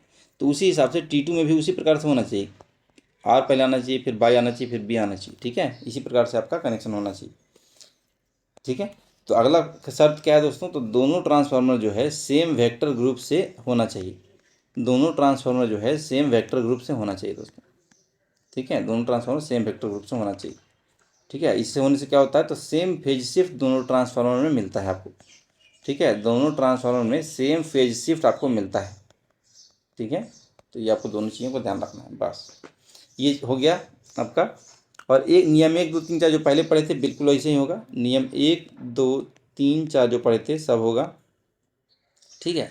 लेकिन यहाँ पे जो बोल रहे थे ना पहले कि 3 और 4 नियम जो है ऑप्शनल है, रहने से बहुत बढ़िया है, नहीं भी रहेगा तो कोई दिक्कत वाली बात नहीं है। लेकिन यहाँ पे ऐसा नहीं होगा, यहाँ पे सारे नियम जो हैं ज़रूरी हैं। यहाँ पे सारे नियम जो है एकदम ज़रूरी है, ज़रूरी शर्तें हैं। इसमें कोई भी आपको जो है छूट नहीं दी जाएगी। तो पहला नियम क्या था दोस्तों, पहला नियम क्या था, तो वोल्टेज का जो है पोलैरिटी सेम होना चाहिए। वोल्टेज का पोलैरिटी क्या होना चाहिए, सेम होना चाहिए। दूसरा नियम क्या है कि टर्न रेशियो है दोनों को बराबर होना चाहिए। दोनों ट्रांसफार्मर का टर्न रेशियो जो है N2/N1 क्या होना चाहिए, सेम होना चाहिए। N2/N1 क्या होना चाहिए, समान होना चाहिए, सेम होना चाहिए। इससे क्या होगा, तो सेकेंडरी में बराबर वोल्टेज बनेगा और आपका सर्कुलेटिंग करंट नहीं होगा। तीसरा नियम क्या था दोस्तों, तीसरा नियम क्या था, तो तीसरा नियम ये था सर कि आपका जो इम्पीडेंस होगा वो क्या होना चाहिए, समान होना चाहिए दोनों ट्रांसफार्मर का। इससे फ़ायदा क्या होता था सर, इससे फ़ायदा ये होता था कि लोड शेयरिंग जो होता था अपना KVA के प्रोपोर्शनल होता था। मतलब जिसका ज़्यादा KVA होगा वो ज़्यादा लोड लेगा, और जिसका कम KVA होगा ट्रांसफार्मर का वो कम लोड लेगा, ठीक है। लास्ट वाला जो था दोस्तों X/R रेशियो जो है बराबर होना था। दोनों ट्रांसफार्मर का X/R रेशियो क्या होगा, समान होगा। इससे क्या फ़ायदा होगा, तो दोनों ट्रांसफार्मर जो है समान पावर फैक्टर पे काम करेगा, ठीक है। दोनों ट्रांसफार्मर जो है सेम पावर फैक्टर पे काम करेगा, सेम शक्ति गुणांक पे काम करेगा। तो ये फ़ायदा हो रहा था। तो ये 6 शर्तें जो है 3 फेज ट्रांसफार्मर में होना चाहिए, तभी जाके आप 2 3 फेज ट्रांसफार्मर को पैरेलल में कनेक्ट कर सकते हैं। चलिए, वही सब चीज़ें यहाँ पे लिखी हुई है, सारी शर्तें यहाँ पे लिखी हुई है। और यहाँ पे क्या ध्यान देना है, यहाँ पे विशेष ध्यान कहाँ पे देना है, तो इस पे देना है कि 3 फेज सिस्टम में कोई भी वांछनीय छूट नहीं है। मतलब ऐसा नहीं होगा कि ये 4 कंडीशन हो गया तो काम हो जाएगा, ऐसा नहीं। सब के सब यहाँ पे जो 6 है सब क्या है, ज़रूरी है, एक साथ होना चाहिए। सब के सब क्या होना चाहिए, एक साथ होना चाहिए, तब जाके आपका काम बनेगा। इसलिए जो 6 के 6 है सब क्या है, आवश्यक शर्तें हैं, ठीक है। वांछनीय शर्तें नहीं है, आवश्यक है सब सब। अब एक तुलना देख लीजिए, एक तरफ है सिंगल फेज ट्रांसफार्मर और एक तरफ है 3 फेज ट्रांसफार्मर, ठीक है। तो आप देखिए सबसे पहले पोलैरिटी वाला जो बात है, जो पोलैरिटी बताए थे कि दोनों पोलैरिटी सेम होना चाहिए दोनों ट्रांसफार्मर का, ठीक है। तो दोनों में ये बात होनी चाहिए, दोनों में क्या होना चाहिए, बात होना चाहिए। फिर वोल्टेज अनुपात या फिर N2/N1 जिसको बोलते हैं, ये भी क्या होना चाहिए दोस्तों, तो दोनों में सेम होना चाहिए। सिंगल फेज की बात करें या 3 फेज में बात करें, दोनों में होना चाहिए। फिर इम्पीडेंस दोस्तों जिसको जेड बोलते हैं या प्रतिबाधा बोलते हैं, ये क्या होना चाहिए, ये भी जो है दोनों में होना चाहिए। लेकिन सिंगल फेज ट्रांसफार्मर में क्या है दोस्तों, ये ग्रीन टिक मारा हुआ है, इसका मतलब क्या है, ये होने से अच्छा है, लेकिन नहीं होने से ऐसा नहीं होगा कि हम लोग पैरेलल ऑपरेशन नहीं कर पाएंगे। सिंगल फेज ट्रांसफार्मर में पैरेलल ऑपरेशन करने के लिए ये दो शर्तें जो है पर्याप्त है, लेकिन ये दोनों होने से क्या होगा, बढ़िया होगा, क्या होगा, और भी अच्छे से होगा। ठीक है, वैसे ही आप जब 1/R रेशियो के बारे में बात करेंगे तो क्या होगा, ये भी दोनों में होना चाहिए, ये भी क्या होना चाहिए, दोनों में होना चाहिए, लेकिन सिंगल फेज ट्रांसफार्मर में ये होने से बढ़िया होगा, नहीं भी होने से आप पैरेलल ऑपरेशन कर पाएंगे। ठीक है, ये फ़ायदा होगा। वैसे ही आप बात करेंगे फेज सीक्वेंस की, तो 3 फेज ट्रांसफार्मर में ये होना चाहिए, और वेक्टर ग्रुप के बारे में बात करेंगे तो ये भी 3 फेज ट्रांसफार्मर में होना चाहिए। सिंगल फेज ट्रांसफार्मर में फेज सीक्वेंस और वेक्टर ग्रुप का कोई भी महत्व नहीं है। ठीक है, कोई भी महत्व नहीं है। चलिए, ठीक है, तो 3 फेज ट्रांसफार्मर में जो अतिरिक्त शर्त हैं वो लिखा हुआ है यहाँ पे कि दोनों ट्रांसफार्मर का समान फेज अनुक्रम होना चाहिए, सेम फेज सीक्वेंस होना चाहिए, और दोनों ट्रांसफार्मर जो है एक ही वेक्टर ग्रुप से जुड़ा हुआ होना चाहिए। ठीक है, एक ही वेक्टर ग्रुप से जुड़ा हुआ होना चाहिए, तब जाके आपका जो है 3 फेज ट्रांसफार्मर में पैरेलल ऑपरेशन आप कर पाएंगे। ठीक है, चलो, आखिर वेक्टर ग्रुप जो बोल रहे हैं, ये वेक्टर ग्रुप होता क्या है, थोड़ा सा इसको भी बात कर लेते हैं। तो देखिए दोस्तों, वेक्टर ग्रुप क्या होता है। जो वेक्टर ग्रुप होता है ना दोस्तों, वो बाइंडिंग कैसे जुड़ा हुआ है वो, प्लस कितना फेज शिफ्ट ये देगा वो। ठीक है, बाइंडिंग कैसे जुड़ा हुआ है वो और कितना ये फेज शिफ्ट देगा वो, ये दोनों को मिला के जो है आपका क्या बनता है, आपका बनता है वेक्टर ग्रुप। क्या बनता है आपका वेक्टर ग्रुप। जैसे देखिए, बाइंडिंग कनेक्शन का मतलब क्या है, बाइंडिंग कनेक्शन का मतलब क्या है कि आखिर प्राइमरी जो है कैसे जुड़ा हुआ है, स्टार में जुड़ा हुआ है या डेल्टा में जुड़ा हुआ है। वैसे ही सेकेंडरी कैसे जुड़ा हुआ है, स्टार में जुड़ा हुआ है या डेल्टा में जुड़ा हुआ है। ठीक है, और दोनों के वोल्टेज के बीच में फेज डिफरेंस कितना है। ठीक है, दोनों के वोल्टेज के बीच में फेज डिफरेंस कितना है, ये आपको दिखाना है। ठीक है, तो बाइंडिंग कनेक्शन हो गया और फेज शिफ्ट हो गया, ये दोनों को मिला दिए तो क्या हो जाएगा, वेक्टर ग्रुप का निर्माण होता है। ठीक है, वेक्टर ग्रुप का निर्माण होता है। अब जैसे यहाँ पे दिया हुआ है, क्या दिया हुआ है, D/11, डी दिया हुआ है, बाई छोटा है, 11 लिखा हुआ है। सबसे पहले समझिए, ये पहला वाला है क्या है, प्राइमरी वाइंडिंग का सूचक है कि प्राइमरी वाइंडिंग क्या है, तो डेल्टा कनेक्टेड है। क्या है प्राइमरी वाइंडिंग, डेल्टा कनेक्टेड है, डी मतलब डेल्टा। ठीक है, ये प्राइमरी वाइंडिंग जो है डेल्टा में कनेक्टेड है। और चूंकि डी कैपिटल लेटर में लिखा हुआ है, यानी क्या है, ये हाई वोल्टेज साइड है। क्या है, ये हाई वोल्टेज साइड है, ये भी समझ में आ गया। अगला क्या है, बाई। बाई मतलब क्या होता है, स्टार कनेक्शन। क्या होता है, स्टार कनेक्शन। ये क्या है, तो सेकेंडरी साइड है दोस्तों, सेकेंडरी साइड है। ठीक है, कौन सा साइड है, सेकेंडरी साइड है।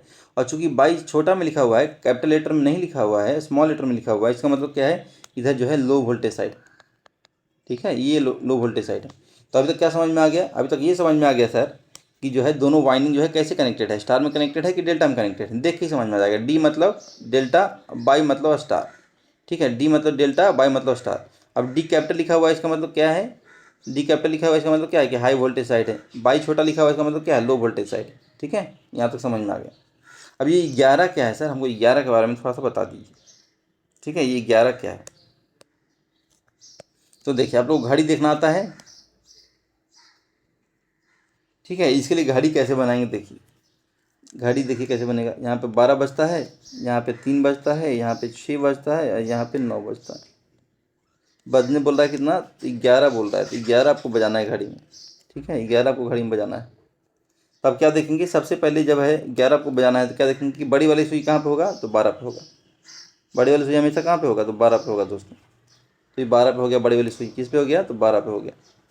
बड़े वाला सुई क्या दिखाता है दोस्तों, तो यहाँ पे हाई वोल्टेज साइड दिखाएगा। ठीक है, HV साइड दिखाएगा बड़ा वाला सुई, तो ये हो गया आपका HV। क्या हो गया, HV हो गया। वैसे ही छोटा सुई अब कहाँ पे रहेगा, जब आपको 11 बजाना है तो छोटा सुई कहाँ पे होगा, छोटा सुई आपको 11 पे होगा दोस्तों। ठीक है, तो छोटा सुई आपको 11 पे हो गया, बड़ा सुई आपका 12 पे हो गया। इस तरह से क्या हो गया, आपका 11 बज गया दोस्तों। यहाँ पे 11 लिखा हुआ है तो 11 बजा देना है। ठीक है, तो बड़ा सुई हो गया 12 पे, बड़ा सुई हो गया 12 पे और छोटा सुई हो गया 11 पे। ठीक है, और छोटा सुई का मतलब क्या है दोस्तों, तो LV side, low voltage side. ठीक है, अब देख पाएंगे क्या कि कौन आगे है और कौन पीछे चल रहा है। ठीक है, कौन आगे चल रहा है और कौन पीछे चल रहा है। अगर आप बात करेंगे दोस्तों, तो हमेशा क्या बोलते हैं हम कि एंटी क्लॉकवाइज देखा कीजिए। ठीक है, घड़ी के दिशा के विपरीत दिशा देखा कीजिए। देखिए, ये वाला जो दिशा है घड़ी का दिशा है, घड़ी की सुइयाँ जो है इसी दिशा में चलती हैं। घड़ी की दिशा क्या है, इसी दिशा में चलती हैं। ये वाले सुइयाँ जो है दोस्तों, ये वाले सुइयाँ जो दोस्तों एंटी क्लॉकवाइज चलता है। ठीक है, एंटी क्लॉकवाइज चलता, मतलब एंटी क्लॉकवाइज ये दिशा हो जाएगा। घड़ी की सुइयाँ चलता है क्लॉकवाइज और ये दिशा जो है एंटी क्लॉकवाइज, मतलब घड़ी के विपरीत दिशा, उसी दिशा में हमको देखना है। तो देखिए, उसी दिशा में देख रहे हैं कि नहीं देख रहे हैं, बिल्कुल देख रहे हैं। अब कितना डिग्री कौन बना रहा है दोस्तों, तो 30 डिग्री कौन बना रहा है। कितना डिग्री कौन बना रहा है, 30 डिग्री कौन बना रहा है। तो हम लोग क्या बोलेंगे कि यहाँ पे जो लो वोल्टेज साइड है दोस्तों, यहाँ पे लो वोल्टेज साइड क्या है, तो यहाँ पे एलवी साइड जो है, एलवी साइड जो है दोस्तों क्या है, एचवी साइड से 30 डिग्री आगे चल रहा है। ठीक है, एलवी साइड जो है एचवी साइड से 30 डिग्री आगे चल रहा है। तो ये समझ में आ गया, क्या समझ में आ गया कि ये जो वेक्टर ग्रुप है क्या होता है, ये वाइंडिंग का कनेक्शन होता है, स्टार है कि डेल्टा है, और फेज शिफ्ट होता है। ठीक है, फेज शिफ्ट होता है, यानी कि प्राइमरी वाइंडिंग से सेकेंडरी वाइंडिंग जो है कितना शिफ्ट है, कितना फेज शिफ्ट है, बस। ठीक है, उम्मीद करता हूँ समझ में आया होगा। तो यही आपका वेक्टर ग्रुप का मतलब है। ठीक है, यही आपका वेक्टर ग्रुप का मतलब है। चलिए, तो उम्मीद करता हूँ समझ में आ गया होगा। ठीक है, उम्मीद करता हूँ समझ में आ गया होगा। अब देख लीजिए, अब देख लीजिए, आपको बताया था कि फेज शिफ्ट जब भी दोनों सेम रहेगा, जैसे कि स्टार स्टार रहेगा या डेल्टा डेल्टा रहेगा, स्टार स्टार रहेगा या डेल्टा डेल्टा रहेगा, तो फेज शिफ्ट क्या होगा, 0 होगा। और जैसे ये बदल जाएगा, मतलब स्टार डेल्टा आ गया या डेल्टा स्टार आ गया, तो क्या हो जाएगा, आपका फेज शिफ्ट आ जाएगा आपको 30 डिग्री का। ठीक है, फेज शिफ्ट आ जाएगा 30 डिग्री। समानांतर संचालन के नियम क्या क्या होते हैं दोस्तों? बस ये स्लाइड आपने देख लिया तो समानांतर संचालन खत्म हो गया। आपको समझ में जितना भी आया हो, कोई दिक्कत वाली बात नहीं है। बस ये स्लाइड आपको समझ में आ जाएगा तो आपको पूरा जो है समानांतर संचालन समझ में आ गया, समझिए। ठीक है, एक तरफ हो गया प्राइमरी, एक तरफ हो गया आपका सिंगल फेज, एक तरफ हो गया थ्री फेज, एक तरफ हो गया सिंगल फेज, एक तरफ हो गया थ्री फेज ट्रांसफार्मर। ठीक है, सिंगल फेज ट्रांसफार्मर और थ्री फेज ट्रांसफार्मर।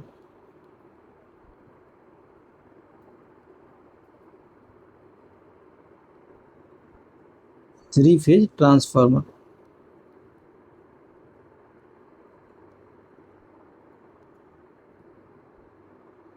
ठीक है, सिंगल फेज में दोस्तों दो कैटेगरी है। एक जो है हम जब आवश्यक है जरूरी शर्तें, जरूरी शर्तें इसमें दो शर्त है। क्या है पहला शर्त? जरूरी शर्त में दो शर्त। पहला, समान टर्न रेशियो, टर्न रेशियो जो है दोस्तों समान होना चाहिए। दूसरा, समान समान पोलैरिटी, वोल्टेज का पोलैरिटी है दोस्तों, दोनों क्या होना चाहिए, समान होना चाहिए। क्या होना चाहिए? समान होना चाहिए। जो और शर्त है क्या है, वांछनीय शर्त है।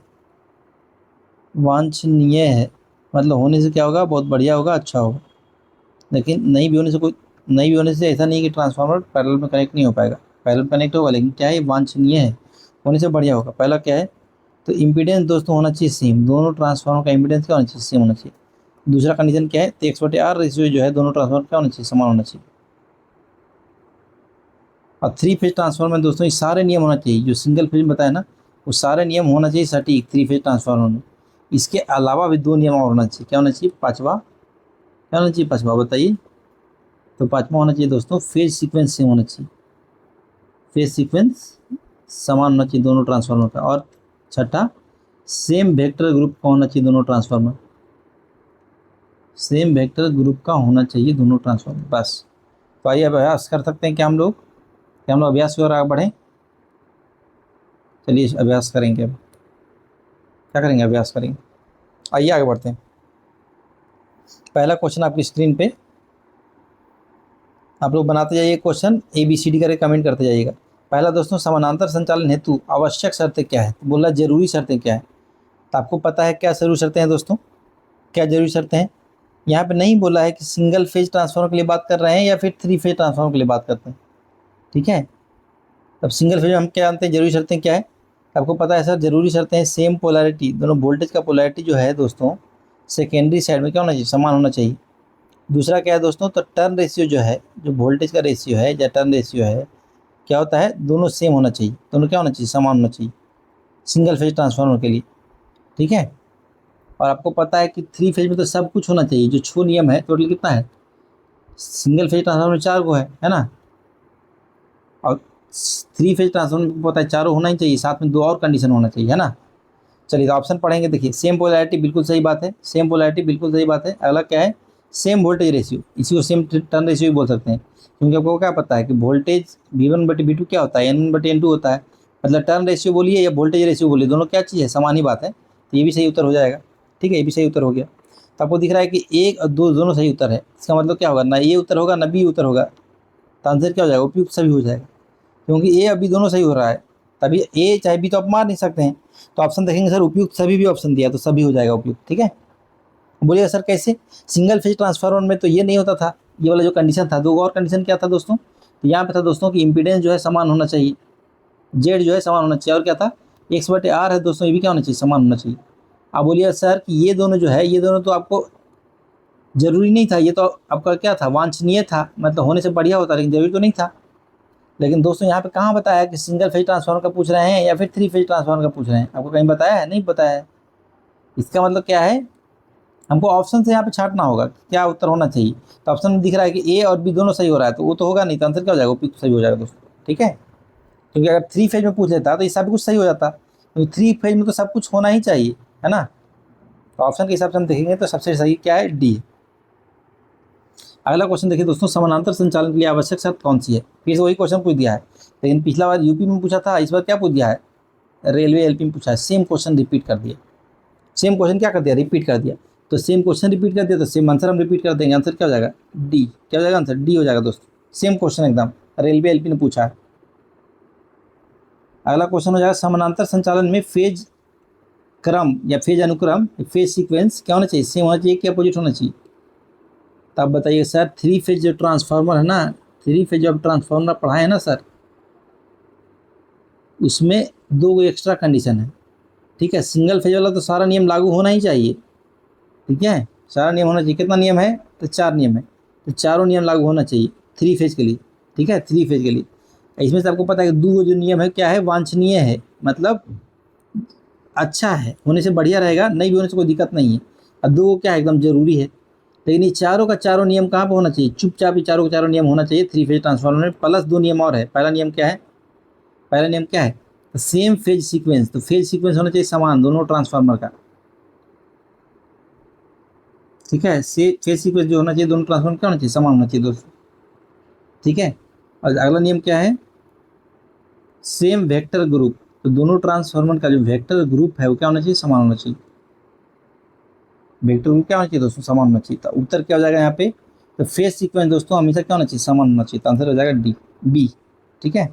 अपोजिट होने का सवाल ही पैदा नहीं होता है, अलग अलग होने का सवाल ही पैदा नहीं होता है, इस कोई भी तो नहीं होगा। तो उत्तर क्या हो जाएगा, बी, सही क्वेश्चन है। चलिए अगला क्वेश्चन, 2 ट्रांसफार्मर को समानांतर जोड़ने के लिए रेटिंग के बारे में कौन सा कथन सत्य है? पहला बोल रहा है कि रेटिंग जो है दोनों का सेम होना चाहिए, ठीक है। रेटिंग, यहाँ पे जो रेटिंग बोल रहा है दोस्तों, ये कौन सा रेटिंग बोल रहा है, कौन सा रेटिंग बोल रहा है, तो ट्रांसफार्मर का समानांतर जोड़ने के लिए रेटिंग के बारे में।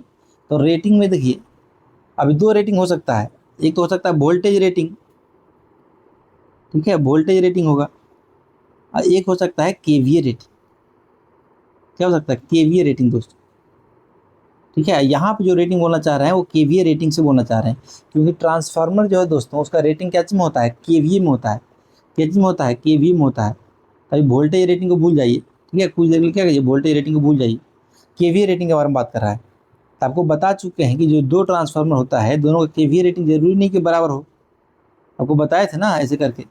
ये ट्रांसफार्मर एक हो गया, दूसरा ट्रांसफार्मर जो है ऐसे हो गया, दोनों का अलग अलग केवीए रेटिंग भी हो सकता है। आपको बताए थे कि ये 500 केवीए का है, ये आपका कितना केवीए का है, सॉरी ये 1000 केवीए का है, ये आपका 500 केवीए का है। आपका जब 400 लोड हो रहा था, 400 केवीए जब लोड हो रहा था, तो आपको इसमें आया था 266 केवीए, इसमें लोड हो गया था, इतना लोडिंग हो गया था, इसमें इतना पावर जा रहा था। और दूसरा वाला कितना था, तो इसको घटा दिए थे तो कितना आ गया था, 134 केवीए आ रहा था इसमें से पावर। आपको क्या समझ में आ गया कि दोनों ट्रांसफार्मर का जो रेटिंग है वो सेम सेम हो भी सकता है, नहीं भी हो सकता है, ठीक है। तो उत्तर क्या हो जाएगा, रेटिंग समान होने का आवश्यक नहीं है, दोनों अलग अलग रेटिंग का भी हो सकता है, ठीक है। लेकिन वोल्टेज रेटिंग पूछेगा तो वोल्टेज रेटिंग दोस्तों समान होना ही चाहिए। तो जो वोल्टेज रेटिंग है, जैसे यहाँ पे 11 केवी हो गया, यहाँ पे 230 वोल्ट हो गया, तो वो समान होना ही चाहिए। तो अगर क्वेश्चन में साफ साफ वोल्टेज रेटिंग देता तो वो समान होना ही चाहिए दोस्तों, ठीक है ना। चलिए चलिए, ठीक है। अगला क्वेश्चन, समान पर यूनिट इम्पीडेंस होने का उद्देश्य क्या है दोस्तों? तो आपको बताया था ना कि इम्पीडेंस सेम होना चाहिए। क्या होना चाहिए कि इम्पीडेंस दोस्तों सेम होना चाहिए, जेड जो है वो समान होना चाहिए। ये क्यों होना चाहिए, क्यों होना चाहिए दोस्तों? तो ये इसीलिए होना चाहिए, ये इसीलिए होना चाहिए ताकि जो ट्रांसफार्मर है, सबको बताया था ना कि 2 ट्रांसफार्मर है, 1000 केवीए का एक ट्रांसफार्मर है, और दूसरा ट्रांसफार्मर कितना है, 500 केवीए का है। अब मान लीजिए लोड जा गया, कितना गया है, तो 400 केवीए का लोड है। तो कौन ट्रांसफार्मर कितना लोड लेगा, कौन ट्रांसफार्मर जो है कितना साझा करेगा। आपको निकाल के बताया था कि ये ट्रांसफार्मर जो है कितना करेगा, तो 266 केवीए करेगा दोस्तों। और दूसरा ट्रांसफार्मर जो कितना करेगा, 134 केवीए करेगा। दूसरा ट्रांसफार्मर कितना करेगा, 134 केवीए करेगा। पहला ट्रांसफार्मर कितना करेगा, 206 ई। इसका मतलब क्या है कि अपना केवीए के हिसाब से कर रहा है। जिसका ज़्यादा केवीए है वो ज़्यादा कर रहा है, और जिसका कम केवीए क्या कर रहा है, वो कम कर रहा है। ठीक है, तो जेड जब समान होता है तो यही होता है, ट्रांसफार्मर अपने केवीए के हिसाब से जो है लोडिंग होता है उस पर। ठीक है, तो ये उत्तर कहाँ पे दिख रहा है, तो पहला ऑप्शन पढ़े, ठीक है, दूसरा ऑप्शन पढ़े, तीसरा ऑप्शन पढ़े, चौथा ऑप्शन पढ़े, कौन सा आंसर सही है।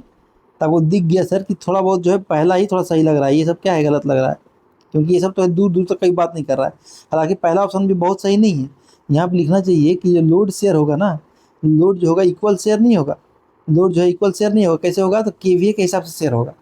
क्या चीज़ का होगा, तो केवीए के हिसाब से शेयर होगा, तो ज़्यादा सही होता है। लेकिन ठीक है, अभी जो सबसे सटीक ऑप्शन दिख रहा है, क्या दिख रहा है, यही दिख रहा है। चलिए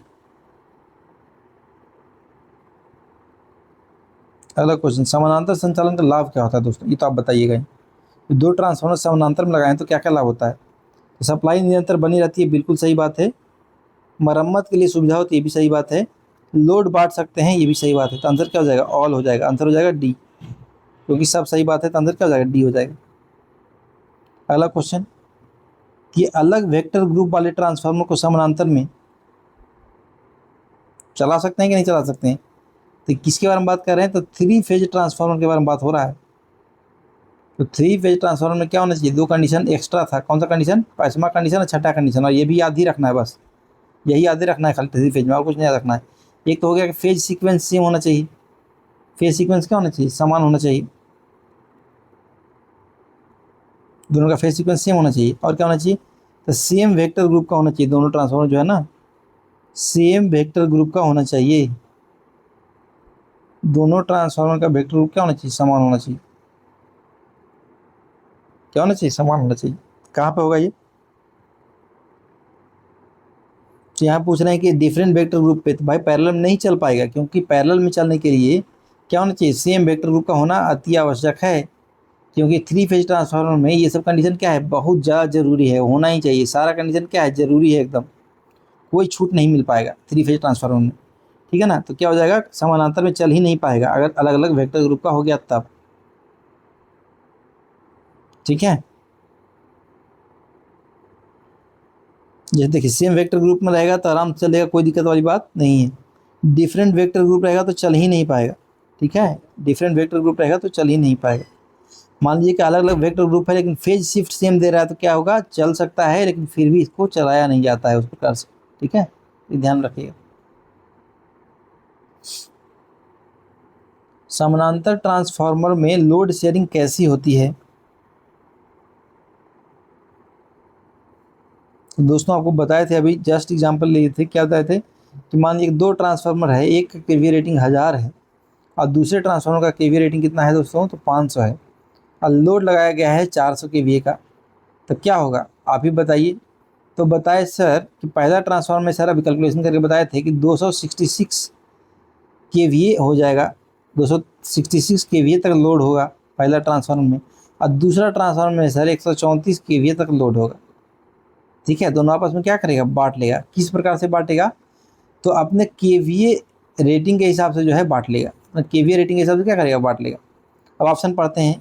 ठीक है, पहला ऑप्शन क्या है, इक्वल इक्वल बांट लेगा दोस्तों, इक्वल इक्वल तो नहीं बांटेगा, इक्वल इक्वल तो नहीं बांटेगा दोस्तों। फिर क्या है, रेटिंग के अनुपात में बांट लेगा, ये बात सही है कि जिसका ज़्यादा रेटिंग होगा वो ज़्यादा लेगा, जिसका कम रेटिंग है वो कम लोड लेगा। सी ऑप्शन बोल रहा है कि बड़ा ट्रांसफार्मर खाली लोड उठाएगा, ये तो गलत बात है।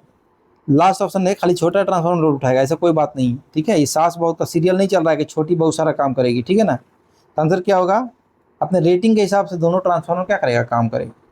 चलिए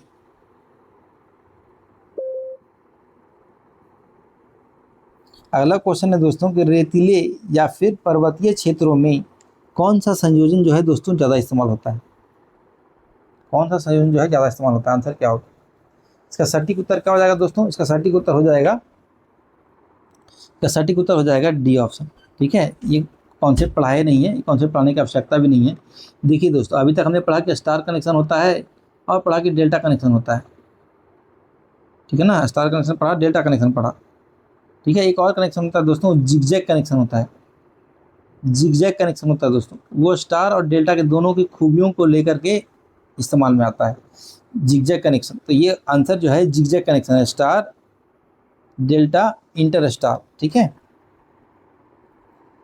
इसमें याद रखना क्या है दोस्तों कि जब भी हम लोग पहाड़ी क्षेत्रों की बात करते हैं ना, तो वहाँ की ज़मीनें क्या होती है, पथरीली होती है। क्या होती है, पथरीली होती है। और इसीलिए उनका जो अर्थ का रेजिस्टेंस है, अर्थ का प्रतिरोध है, ज़्यादा होता है। क्या होता है, प्रतिरोध जो होता है अर्थ का ज़्यादा होता है। लेकिन जिगजैग कनेक्शन का एक प्रॉपर्टी होता है, जिगजैग कनेक्शन का सबसे बड़ा फायदा क्या है, जिगजैग कनेक्शन का सबसे बड़ा फायदा ये है दोस्तों कि यहाँ बिना अर्थिंग के भी न्यूट्रल जो है बैलेंस में बनाए रखता है। बिना अर्थिंग के भी न्यूट्रल क्या होता है, बैलेंस बनाए रखता है। ठीक है, तो जब भी आपको ये सब एग्जाम में, जैसे ये रेलवे एलपी हो गया या कोई ऐसे एसएससी का एग्जाम हो गया, ठीक है, आरआरबी जेई हो गया, तो ये सब जब भी हिली एरिया और ट्रांसफॉर्मेशन कनेक्शन के बारे में पूछ लिया जाए, चुपचाप दिमाग में क्या आना चाहिए, जिगजैग कनेक्शन आना चाहिए। और इंटर स्टार लिखा हुआ है, इसका मतलब क्या है, जिगजैग कनेक्शन होगा। तो इसका उत्तर जिगजैग कनेक्शन हो जाएगा, आंसर डी। अगला क्वेश्चन, शून्य लोड पर प्राइमरी धारा क्या होती है। ट्रांसफार्मर का बेसिक क्वेश्चन है, ओपन सर्किट टेस्ट से क्वेश्चन है। आपको बताए थे दोस्तों कि ट्रांसफार्मर में दोस्तों क्या होता है, ट्रांसफार्मर में क्या होता है दोस्तों, तो एक होता है शंट ब्रांच। क्या बताए थे, यहाँ पे होता है आरसी, और यहाँ पे क्या होता है दोस्तों, आरसी हो गया, ये हो गया एक्सएम, ये वाला हो गया एक्सएम, ये हो गया आरसी। एक हो गया एक्सएम, एक हो गया आरसी। ठीक है ना, एक हो गया एक्सएम, एक क्या हो गया आरसी। और यहाँ पे दोस्तों बहता है आई नॉट करेंट। क्या बहता है, आई नॉट करेंट आता है। ये करंट यह आके हो जाता है आईसी, ये करंट हो जाता है आके आईएम। ठीक है, ये नो लोड करंट जो है हमेशा बहते रहता है। ठीक है, चाहे लोड रहे चाहे ना रहे, जब भी आप पावर सप्लाई से कनेक्ट कर दिए ट्रांसफार्मर को, तो नो लोड करंट जो है बहेगा ही बहेगा। ठीक है, अगर क्या होगा, नो लोड करंट जो है बहेगा ही बहेगा। तो बोल रहा है कि नो लोड पे कौन सा करंट बहेगा। ठीक है, नो लोड पे जो है प्राइमरी वाइंडिंग से कौन सा करंट बहेगा। और आपको पता है प्राइमरी वाइंडिंग कहाँ पे होता है, तो प्राइमरी वाइंडिंग जो होता है दोस्तों यहीं पे होता है। R1 हो गया, ये X1 हो गया, उसके बाद आपका दोस्तों ये हो गया, उसके बाद क्या होता है, पूरा कनेक्शन अभी देख लेते हैं। इसके बाद दोस्तों ऐसे हो जाता है, फिर ट्रांसफार्मर का जो है ये वाला हो जाता है। ठीक है, इधर हो जाता है R2, ये हो जाता है X2, और इधर हो जाता है लोड जुट जाता है। ठीक है, इधर क्या होता है, तो लोड जो है दोस्तों जुट जाता है, या ये हो गया LOAD लोड। अब देखिए दोस्तों क्या होगा, देखिए हम बताएंगे आपको। देखिए दोस्तों, अभी ट्रांसफार्मर में ये हो गया R1, ये हो गया X1, ये हो गया R2, ये हो गया X2। जब लोड रहेगा दोस्तों तो ये वाला स्विच हो जाएगा बंद। तो लोड रहेगा तो स्विच हो जाएगा बंद, इसमें से करंट बहेगा I2। इसमें से जैसे करंट बहेगा I2, इसमें से जैसे करंट बहेगा I2, तो इधर क्या होगा, इधर भी करंट जो है बहेगा, कुछ ना कुछ करंट क्या होगा, इधर भी बहेगा। इस करंट को बोल देते हैं I2 डैश। ठीक है, I2 डैश बोल देते हैं दोस्तों, क्योंकि इधर I2 बहेगा तो इधर भी कुछ ना कुछ करंट बहेगा, उसको नाम देते हैं I2 डैश करंट। ठीक है, और यहाँ पे जो करंट होगा, प्राइमरी से जो करंट बहेगा दोस्तों I1, वो क्या बहेगा, तो ये करंट और ये करंट को जोड़ के बनेगा। और किस प्रकार से जोड़ेगा, तो वेक्टर के हिसाब से जोड़ेगा। ठीक है ना, किस प्रकार से जोड़ेगा, तो वेक्टर के हिसाब से बनेगा। लेकिन जब भी लोड नहीं रहता है तो I2 क्या होता है दोस्तों, जीरो होता है। जब भी लोड नहीं रहता है तो I2 क्या होता है, जीरो होता है, नो लोड पे। I2 जीरो हो गया तो ये I2 डैश भी क्या होता है, ये जीरो हो जाता है, ये भी क्या हो जाता है, जीरो हो जाता है। तो खाली आई नोट करंट हमेशा बहते रहता है ट्रांसफार्मर में, ये ध्यान में रखिएगा। ठीक है, नो लोड पे भी आई नोट करंट बहते रहता है। ठीक है, अब ये करंट जो है IM, इसको क्या बोलते हैं, तो मैग्नेटाइजिंग करंट बोलते हैं। IM है, ये क्या है, मैग्नेटाइजिंग करंट, मतलब ये वाला ऑप्शन जो है। और ये जो IC है क्या है, आयरन लॉस कंपोनेंट। आपको बता चुके हैं कि ये जो IC है क्या दिखाता है, ये जो RC है ये क्या दिखाता है, तो आयरन लॉस को दिखाता है। तो जो IC करंट है क्या है, आयरन लॉस कंपोनेंट है। इसका क्या नाम है, आयरन लॉस कंपोनेंट। तो IC इसका मतलब हुआ, इसका मतलब क्या हुआ, IM इसका मतलब हुआ, है ना, इसका मतलब हुआ, इसका मतलब हुआ IM, इसका मतलब हुआ IC। अब बोल रहा है कि क्या होगा आंसर, आपको पता है कि आंसर क्या होगा, आई नॉट होगा। और आई नॉट क्या है दोस्तों, आई नॉट जो है IC और IM का वेक्टर जोड़ है। क्या है, वेक्टर रूप से जोड़ है। ठीक है, तो ये उत्तर हो जाएगा। उत्तर क्या होगा, आई नॉट कहीं पर आता तो आई नॉट हो जाता है, लेकिन ये दोनों दिया है तो क्या हो जाएगा, ये दोनों का वेक्टर जोड़ हो जाएगा, तो वेक्टर सम हो जाएगा, आंसर हो जाएगा सी। अलजेब्रिक सम नहीं होगा। अलजेब्रिक सम मतलब क्या होता है, अलजेब्रिक सम मतलब क्या है कि जो दोनों दिया है IM प्लस IC हो जाएगा आई नॉट इजिकल टू क्या हो जाएगा, आई नॉट इजिकल टू हो जाएगा IM प्लस IC। लेकिन ऐसा तो होता नहीं है, क्या होता है, ये होता है दोस्तों, क्या होता है, तो ये होता है। तो ये आंसर हो जाएगा सी। उम्मीद करता हूँ कि समझ में आया होगा, उम्मीद करता हूँ समझ में आया होगा। कोई भी करंट नहीं बहेगा। मान लीजिए कि लोड नहीं रहेगा तो कोई भी करंट नहीं बहेगा, लेकिन ये करंट जो है ट्रांसफार्मर में हमेशा बहते रहता है। अगर ट्रांसफार्मर चालू है तो ये करंट बहते रहेगा। अगला क्वेश्चन, पूर्ण भार पर आईपी और आईएस के बीच में फेज संबंध क्या होता है? क्या होता है बताइए। अब देखिए दोस्तों, अभी जो बताए थे एक बार फिर से बना लेते हैं। ये जो ट्रांसफार्मर होता है ना, ये होता है प्राइमरी वाइंडिंग है, ये हो जाता है सेकेंडरी वाइंडिंग। ठीक है, क्या होता है? प्राइमरी वाइंडिंग होगा, सेकेंडरी वाइंडिंग होगा दोस्तों। यहाँ पे डॉट होता है और यहाँ पे भी डॉट होता है। डॉट कहने का मतलब है कि इधर पॉजिटिव है इधर निगेटिव है, इधर डॉट रहेगा उधर पॉजिटिव मान लीजिएगा और बाकी निगेटिव मान लीजिएगा। ठीक है, डॉट कहने का यही मतलब। अब ये समझिए दोस्तों कि ट्रांसफार्मर में मान लीजिए कि लोड लगा दिए। ठीक है, ट्रांसफार्मर में मान लीजिए कि लोड लगा दिए दोस्तों। ट्रांसफार्मर में क्या किया, लोड लगा दी। लोड कैसे लगाएगा? तो इस स्विच को बंद करना पड़ेगा तभी तो लोड लगेगा। तो स्विच को बंद कर दिया तो लोड क्या हो गया, बहने लगा। लोड लग गया तो लोड बहेगा, लोड लगे तो क्या होगा, करंट जो है I2 बहेगा। लोड की तरफ करंट कौन सा बहेगा, I2 करंट बहेगा, लोड में घुसेगा, है ना। ये करंट कहाँ से आ रहा है, तो ये सेकेंडरी वाइंडिंग से आ रहा है। तो आप क्या देख पा रहे हैं कि सेकेंडरी वाइंडिंग से जो लोड है, करंट जो है लोड में चला गया। अब ये करंट का क्या होगा, इसका रिफ्लेक्शन होगा प्राइमरी वाइंडिंग में। यहाँ पे करंट बह रहा है तो प्राइमरी वाइंडिंग में भी करंट बहेगा। उस करंट को नाम देंगे क्या, तो I2 डैश नाम देते हैं। अगर I2 में इधर करंट है तो इधर करंट क्या हो जाएगा, I2 डैश हो जाएगा। ठीक है, टर्न रेशियो से डिवाइड करके आता है। ठीक है, इधर क्या हो जाएगा, करंट I2 डैश हो गया। अभी क्या देख रहे हैं, अभी आप क्या देख पा रहे हैं, अभी आप देख रहे हैं कि एक तरफ जो है, एक तरफ करंट कहाँ हो रहा है, डॉट में घुस रहा है। यहाँ पे क्या देख रहे हैं, ये वाला करंट जो है डॉट में घुस रहा है। घुस रहा है कि नहीं घुस रहा है, देखिए फिर से, ये वाला करंट जो है डॉट में घुस रहा है, ये वाला करंट जो है डॉट से निकल रहा है। ये वाला करंट डॉट से घुस रहा है, ये वाला करंट जो है डॉट से निकल रहा है। इसे क्या समझ सकते हैं कि दोनों करंट जो है अपोजिट फेज में होता है। कैसी फेज में होता है, अपोजिट फेज में होता है, उल्टा फेज में होता है, अपोजिट फेज में होता है। ठीक है, चलिए तो उत्तर क्या हो जाएगा, अपोजिट फेज।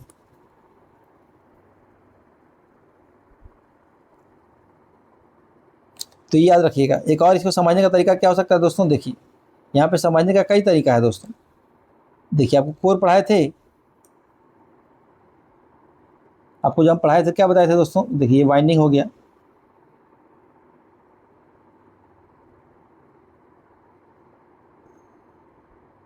है ना। इस तरीके से पढ़ाए थे, आप क्या पढ़ाए थे, इस तरीके से पढ़ाए थे।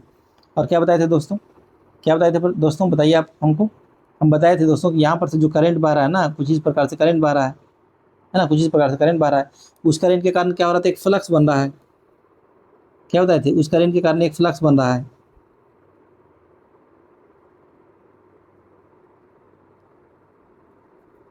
ना। इस दिशा में क्या हो रहा है, एक फ्लक्स बन रहा है। अब बताए थे कि ये फ्लक्स क्या कर रहा है, E = dφ/dt वोल्टेज जो है यहाँ पे बना रहा है। यहाँ पे जो है वोल्टेज बना रहा है, इसको बोलते हैं E2। ठीक है ना, सेकेंडरी में वोल्टेज E2 बना रहा है।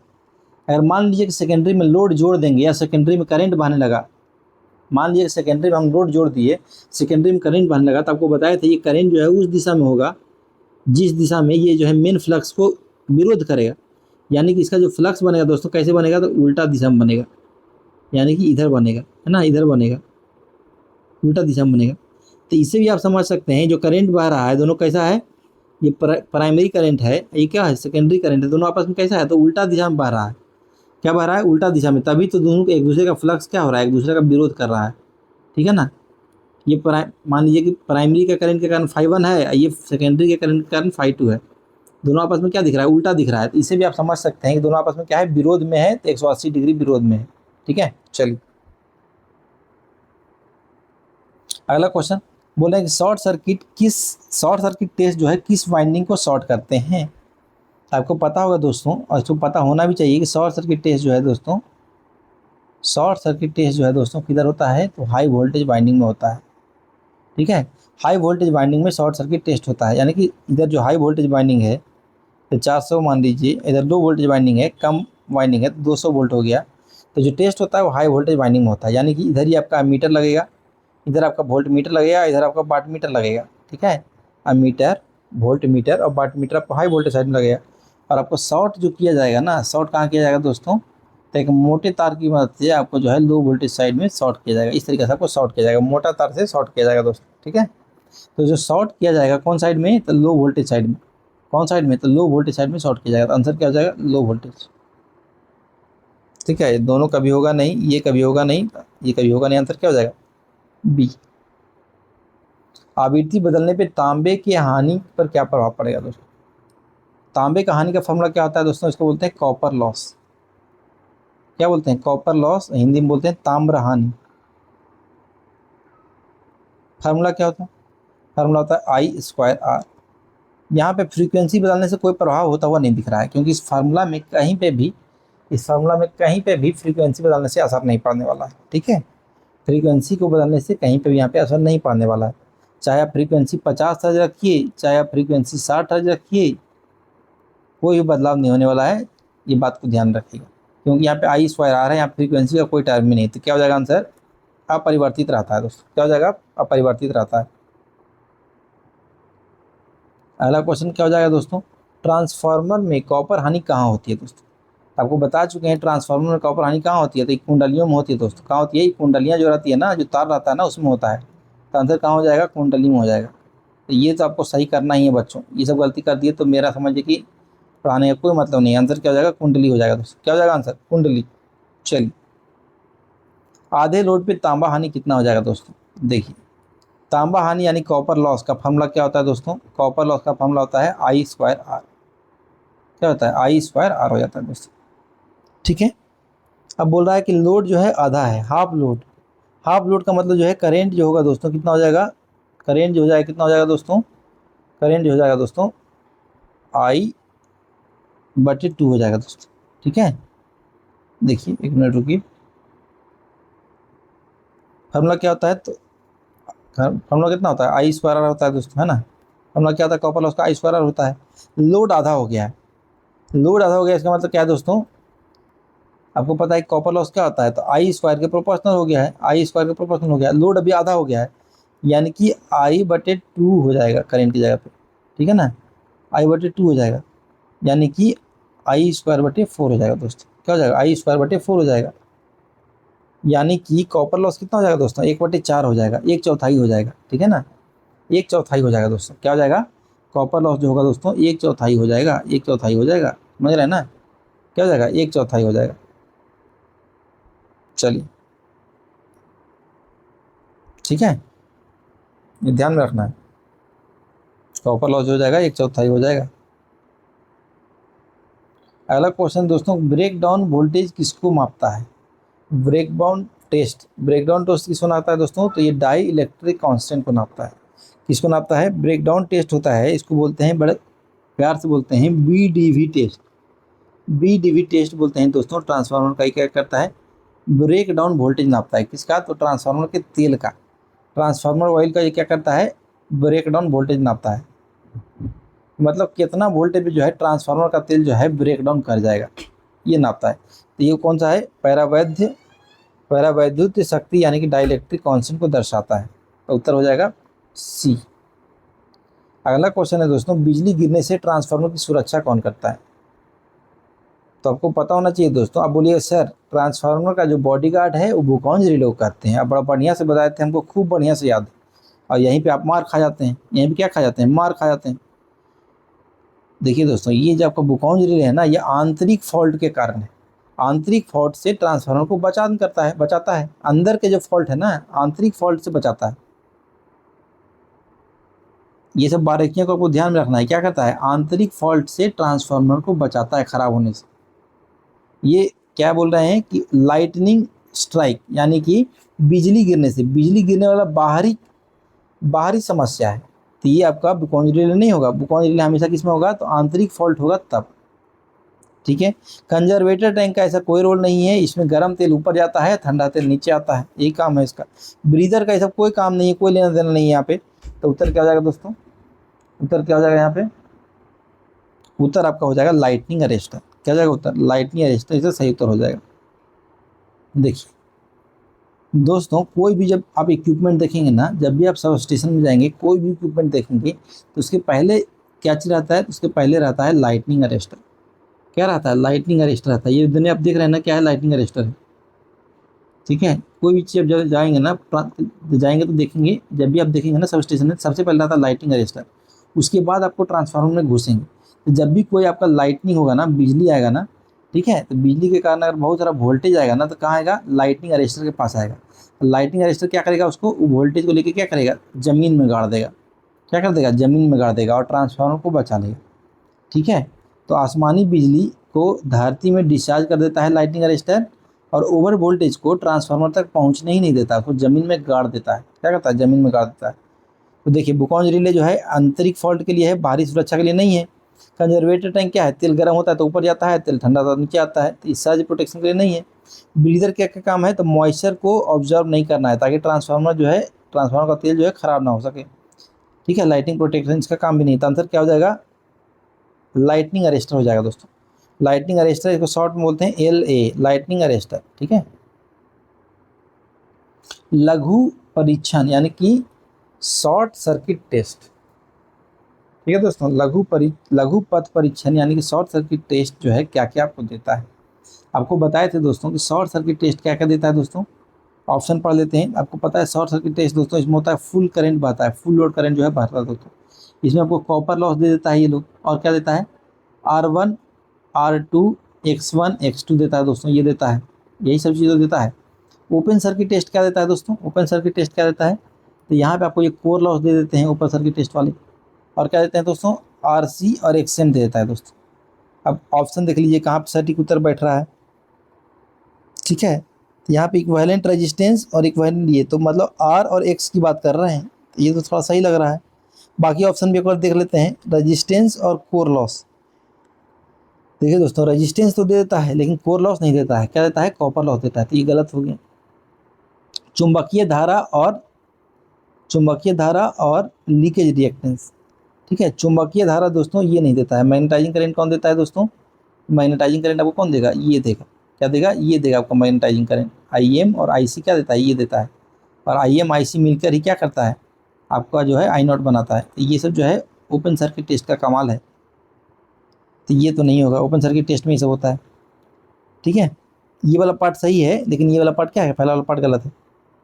चुंबकीय धारा और कोर हानि, कोर हानि तो सही है दोस्तों।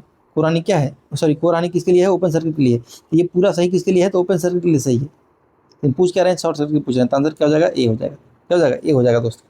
चलिए अगला क्वेश्चन, पल्स ट्रांसफार्मर में कोर का इस्तेमाल कैसा होना चाहिए। तो ये आपको पता होना चाहिए क्वेश्चन दोस्तों, बार बार पूछते हैं ये लोग, ये क्वेश्चन इंपॉर्टेंट है। पल्स ट्रांसफार्मर मतलब क्या है दोस्तों, हाई फ्रीक्वेंसी ट्रांसफार्मर। यहाँ पे फ्रीक्वेंसी जो होता है बहुत हाई होता है। फ्रीक्वेंसी हाई होने से क्या होता है दोस्तों, आपको पता है जो ईडी करंट लॉस होता है वो फ्रीक्वेंसी से डायरेक्टली प्रोपोर्शनल होता है। सॉरी, हिस्टैरिसीस लॉस जो होता है फ्रीक्वेंसी से डायरेक्टली प्रोपोर्शनल होता है, और ईडी करंट लॉस जो है दोस्तों फ्रीक्वेंसी के स्क्वायर के डायरेक्टली प्रोपोर्शनल होता है। मतलब फ्रीक्वेंसी बढ़ा, जो इस केस में पढ़ रहा है, फ्रीक्वेंसी क्या हो गया, बढ़ गया, तो क्या हो जाएगा, ये जो है कौन सा, हिस्टैरिसीस लॉस जो है बहुत बढ़ जाएगा, और ईडी करंट लॉस है तो बहुत ज़्यादा ही बढ़ जाएगा, क्योंकि फ्रीक्वेंसी का स्क्वायर है यहाँ पर। ठीक है ना, तो आपका कोर लॉस क्या हो गया, पूरा बढ़ गया, कोर लॉस क्या हो गया, बहुत ज़्यादा बढ़ गया। ठीक है, हम लोग ये चाहते नहीं कि इतना बढ़े, तो हम लोग क्या करेंगे, फेराइट कोर का इस्तेमाल करेंगे। यानी जो कोर बना हुआ है ना, उसका मटेरियल क्या चीज़ करेंगे, तो फेराइट का करेंगे। क्या चीज़ करेंगे, ये कोर का जो मटेरियल है ना, जो मटेरियल है क्या चीज़ करेंगे, फेराइट का करेंगे। फेराइट में क्या होता है दोस्तों, तो फेराइट का क्या होता है, तो फेराइट कोर का जो रेजिस्टेंस जो होता है, प्रतिरोध जो होता है ज़्यादा होता है। प्रतिरोध ज़्यादा होने के कारण क्या होगा, तो ईडी करंट जो बन रहा है ना, ईडी करंट जो बन रहा है वो क्या होगा, कम हो जाएगा। ईडी करंट क्या हो जाएगा, कम हो जाएगा। ईडी करंट जो है क्या हो जाएगा, कम हो जाएगा, और ईडी करंट कम होने के कारण क्या हो जाएगा, आपका कोर लॉस भी घट जाएगा। तो ट्रांसफार्मर में जो है हानि घट जाएगा। तो आंसर क्या होगा, फेराइट को। ठीक है, क्या होगा, फेराइट को रखेंगे तो उसका रेजिस्टेंस जो है कोर का ज़्यादा होगा। ठीक है, और उसमें जो ईएमएफ बनेगा और उसके कारण जो करंट बनता है दोस्तों क्या हो जाएगा, घट जाएगा, क्योंकि प्रतिरोध जो है ज़्यादा है। तो वही सब यहाँ पे लिखा हुआ है, और देख लीजिए। पल्स ट्रांसफार्मर हाई फ्रीक्वेंसी होता है, हाई फ्रीक्वेंसी से ईडी करंट जो है लॉस ज़्यादा हो जाता है। अगर लॉस को कम करना चाहते हैं आप, तो आप फेराइट कोर का इस्तेमाल कीजिए। चलिए अगला क्वेश्चन, नो लोड पे जो है कितना करंट बहता है फुल लोड करंट का। ये बच्चा को पता है हमारे क्लास में कि नो लोड पे जो है 2% से 5% करंट बहता है फुल लोड करंट का। कितना करंट बहता है? 2% से 5% करंट। कहाँ पर उत्तर है? आंसर ये। अगला क्या है दोस्तों कि सिटी में अगर प्राइमरी चल रही है तो सेकेंडरी क्या रखी जाती है? तो आपको पता होना चाहिए दोस्तों, ठीक है, आपको पता होना चाहिए कि सीटी जो है दोस्तों, सीटी जो है करंट ट्रांसफार्मर, वो कैसा ट्रांसफार्मर होता है? सीटी जो ट्रांसफार्मर है दोस्तों कैसा ट्रांसफार्मर होता है? तो आप बोलेंगे सर वो तो होता है स्टेप अप ट्रांसफार्मर, यानी कि वोल्टेज बढ़ा देता है लेकिन करंट को क्या करता है? घटा देता है। वोल्टेज बढ़ा देता है लेकिन करंट को क्या करता है? घटा देता है दोस्तों, ठीक है। और इसका सेकेंडरी सर्किट जो है, इसका सेकेंडरी सर्किट जो क्या है, उसमें हाई वोल्टेज होगा तो उसको कभी भी ओपन सर्किट नहीं रखना होता है दोस्तों। क्या करना है उसको? कभी भी ओपन सर्किट नहीं रखना है सेकेंडरी को, ये बात याद रखना है। सीटी सेकेंडरी जो है ना दोस्तों, उसको क्या करना है? कभी भी ओपन सर्किट नहीं रखना है। तो क्या रखना है? क्या रखना है? तो एक मीटर रखना है। क्या रखना है? तो एक मीटर रखना है जो कि करंट नापेगा, है ना। यहाँ पे मान लीजिए कि 10,000 एम्पियर करंट बह रहा है, ठीक है। 10,000 एम्पियर करंट बह रहा है। यहाँ पे आपको क्या हो जाएगा? यहाँ पे आपका आ जाएगा कितना? मान लीजिए कि इसका रेशियो है 1,000, 1,000 इसका रेशियो है दोस्तों। मान लीजिए कि इसका रेशियो जो है 1:1000 है, ठीक है। इसका रेशियो क्या है? 1:1000 है दोस्तों। यहाँ पे करंट क्या हो जाएगा? यहाँ पे करंट आपको 10 एम्पियर दिखाई देगा, तो आराम से नाप लेगा, ठीक है। अगर ये खुला छोड़ दीजिएगा, ये गलती से ये वाला खुला छोड़ दीजिएगा ना, ये वाला गलती से मान लीजिए खुला छोड़ दिया तो क्या हो जाएगा? बहुत ज़्यादा वोल्टेज हो जाएगा इधर। फिर क्या करेगा? यहाँ पे जो है हवा को आयनाइज करके बहुत ज़्यादा करंट बहने का संभावना है, ठीक है। और खतरा भी है, जो आदमी वहाँ पे काम कर रहा है उसको खतरा भी है। तो उत्तर क्या हो जाएगा? कभी भी उसको खुला हुआ नहीं छोड़ना चाहिए। क्या हो जाएगा? तो कभी भी उसको क्या करना है? खुला हुआ नहीं छोड़ना है सीटी सेकेंडरी को, ठीक है। सीटी सेकेंडरी को कभी भी खुला हुआ नहीं छोड़ना है। अगला क्वेश्चन देखिए दोस्तों, 100 वाट और 200 वोल्ट का एक बल्ब जो है ट्रांसफार्मर के प्राइमरी में श्रेणी में लगा हुआ है। जब सेकेंडरी वाइंडिंग ओपन सर्किट हो तो बल्ब जलेगा कि नहीं जलेगा? उस पर क्वेश्चन। इसके लिए दोस्तों एक बार ट्रांसफार्मर का बेसिक डायग्राम हमको पता होना चाहिए, एक बार देख लीजिए, ठीक है। ट्रांसफार्मर सबसे पहले होता है दोस्तों R1 X1 होता है, उसके बाद एक पैरेलल सर्किट आता है, ठीक है। यही एग्जैक्ट है दोस्तों, ये क्या है? एग्जैक्ट है। उसके बाद क्या होता है दोस्तों? तो ट्रांसफार्मर का जो है वाइंडिंग आता है, ठीक है। ट्रांसफार्मर का हम लोग बाइंडिंग दिखाते हैं, ये वैसा बाइंडिंग है जो कि आइडियल ट्रांसफार्मर जैसा बाइंडिंग है, इस तरीके से होता है, इस तरीके से होता है। फिर क्या होता है दोस्तों? यहाँ पे R1 X1 होता है, फिर R2 X2 होता है। फिर यहाँ पे एक स्विच होता है और यहाँ पे क्या होता है? लोड होता है दोस्तों, इस तरीके से होता है लोड। आपको बता चुके हैं, फिर से एक बार बताते हैं दोस्तों। जैसे आप स्विच बंद कीजिएगा ना, जैसे आप स्विच बंद कीजिएगा तो यहाँ पर एक करंट बहेगा, उसका नाम है I2, ठीक है, क्योंकि सेकेंडरी वाइंडिंग है तो I2 करंट। और जैसे यहाँ से I2 करंट बहा तो वहाँ से गाँव करंट बहेगा, यहाँ पे उसका होगा I2 डैश। मतलब जैसे I2 बहा तो यहाँ पे गाँव करंट बहने लगेगा I2 डैश, क्योंकि ये ट्रांसफार्मर है। ट्रांसफार्मर में जो दोस्तों एक तरफ करंट बढ़ेगा तो दूसरी तरफ क्या होगा? अपने आप करंट बढ़ जाता है, तो इधर I2 डैश बन जाएगा दोस्तों। और आपको हमेशा से पता है कि I0 करंट जो है ट्रांसफार्मर अगर चालू है तो I0 करंट बहेगा ही बहेगा, चाहे लोड हो या ना हो, लोड हो या ना हो। और ये दोनों को मिला के बनता है दोस्तों I1, ठीक है। I1 क्या होता है? तो I0 प्लस I2 होता है, ठीक है। यहाँ पे वेक्टर सम होता है, दोनों का वेक्टर तरीके से जुड़ता है, ठीक है। अभी क्या बोल रहे हैं? जब सेकेंडरी वाइंडिंग ओपन सर्किटेड हो, मतलब सेकेंडरी वाइंडिंग में करंट ना बह रहा हो, यानी कि बोल रहे हैं क्या कि I2 जीरो हो। जैसे I2 जीरो हो गया तो I2 डैश क्या हो जाएगा? जीरो हो जाएगा। मतलब यहाँ से भी कोई 0 एम्पियर करंट बहेगा, ठीक है। चूंकि यहाँ पे 0 एम्पियर है तो यहाँ पे भी क्या होगा? 0 एम्पियर करंट आपका बहेगा। लेकिन आपको ये बात हमेशा याद रखना है कि कुछ भी हो जाए लेकिन I0 करंट तो बहेगा ही बहेगा। कितना होगा? ये 2% से 5% तक होगा फुल लोड करंट का, ठीक है ना। 2% से 5% होगा फुल लोड करंट का। अब बल्ब कहाँ पे लगाया है दोस्तों? तो बल्ब लगाया है सीरीज में, ठीक है, प्राइमरी वाइंडिंग के साथ सीरीज में। तो कहाँ बल्ब लगाया है? तो बल्ब जो लगाया है दोस्तों, कहाँ लगाया है? तो बल्ब जो है कुछ यहाँ पे लगाया है, यहाँ पे बल्ब लगाया है, सीरीज में लगाया है। अब देखिए बल्ब लगा दिया, इसका मतलब क्या हो गया? अभी I0 करंट तो बह रहा है, अभी क्या है? यही करंट बह रहा है I0, तो करंट क्या होगा? इसमें से बहेगा। करंट क्या होगा? इसमें से बहेगा, तो ऐसे करंट घुस के यहाँ पे आएगा, ठीक है ना। करंट ऐसे आएगा, यहाँ तक जाएगा, फिर एक इधर चला जाएगा, फिर एक इधर चला जाएगा। करंट क्या होगा? इस बल्ब से जाएगा, तो थोड़ा कम करंट जाएगा लेकिन जाएगा जरूर। तो क्या होगा? जलेगा तो जरूर लेकिन थोड़ा सा डीम जलेगा। क्या जलेगा? डीम जलेगा। तो आंसर हो जाएगा ये। ठीक है। जब सेकेंडरी में लोड होता तो क्या होता, पूरा करंट यहाँ पे बहता। यहाँ पे आई नॉट I1 जो करंट है बहुत ज़्यादा करंट होता, ठीक है। I1 करंट कैसा होता, तो I1 हो जाता I0 प्लस I2 डैश, दोनों हो जाता है। वेक्टर सम बोल रहे हैं, वेक्टर सम होता दोस्तों, ठीक है। इस तरीके से जुड़ता है, एकदम वेक्टर के तरीके से जुड़ता है। ये अलजेब्रिक सम नहीं है, वेक्टर सम है। तो दोनों क्या हो जाता है, जुड़ जाता है दोस्तों वहाँ पे। तो क्या होता है, ज़्यादा करंट बहता तो क्या होता है, ज़्यादा चमकता। लेकिन अभी चूंकि कम करंट है तो कम चमकेगा, ठीक है। समझ में आ गया, चलिए। तो यही बोलना चाह रहे हैं दोस्तों, जब सेकेंडरी खुला हुआ रहता है तब भी प्राइमरी से करंट बहता है, लेकिन वो करंट क्या होता है, बहुत ही कम होता है, इसलिए कम चमक होगा। लेकिन सेकेंडरी मान लीजिए लोडेड रहेगा तो बहुत ज़्यादा करंट बहेगा और ज़्यादा चमक होगा। अगला क्वेश्चन, पूर्ण भार अवस्था में ट्रांसफार्मर को किस हानि का मान शून्य होता है। ऑप्शन पढ़िएगा, core loss, eddy current loss, friction loss और हिस्टैरिसीस लॉस।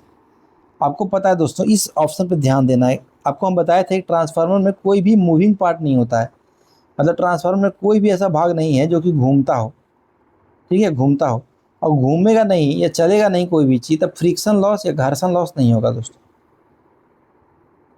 ठीक है। घर्षण लॉस नहीं होगा, यानी कि घर्षण लॉस क्या होगा, ट्रांसफार्मर में जीरो, घर्षण हानि होगा जीरो।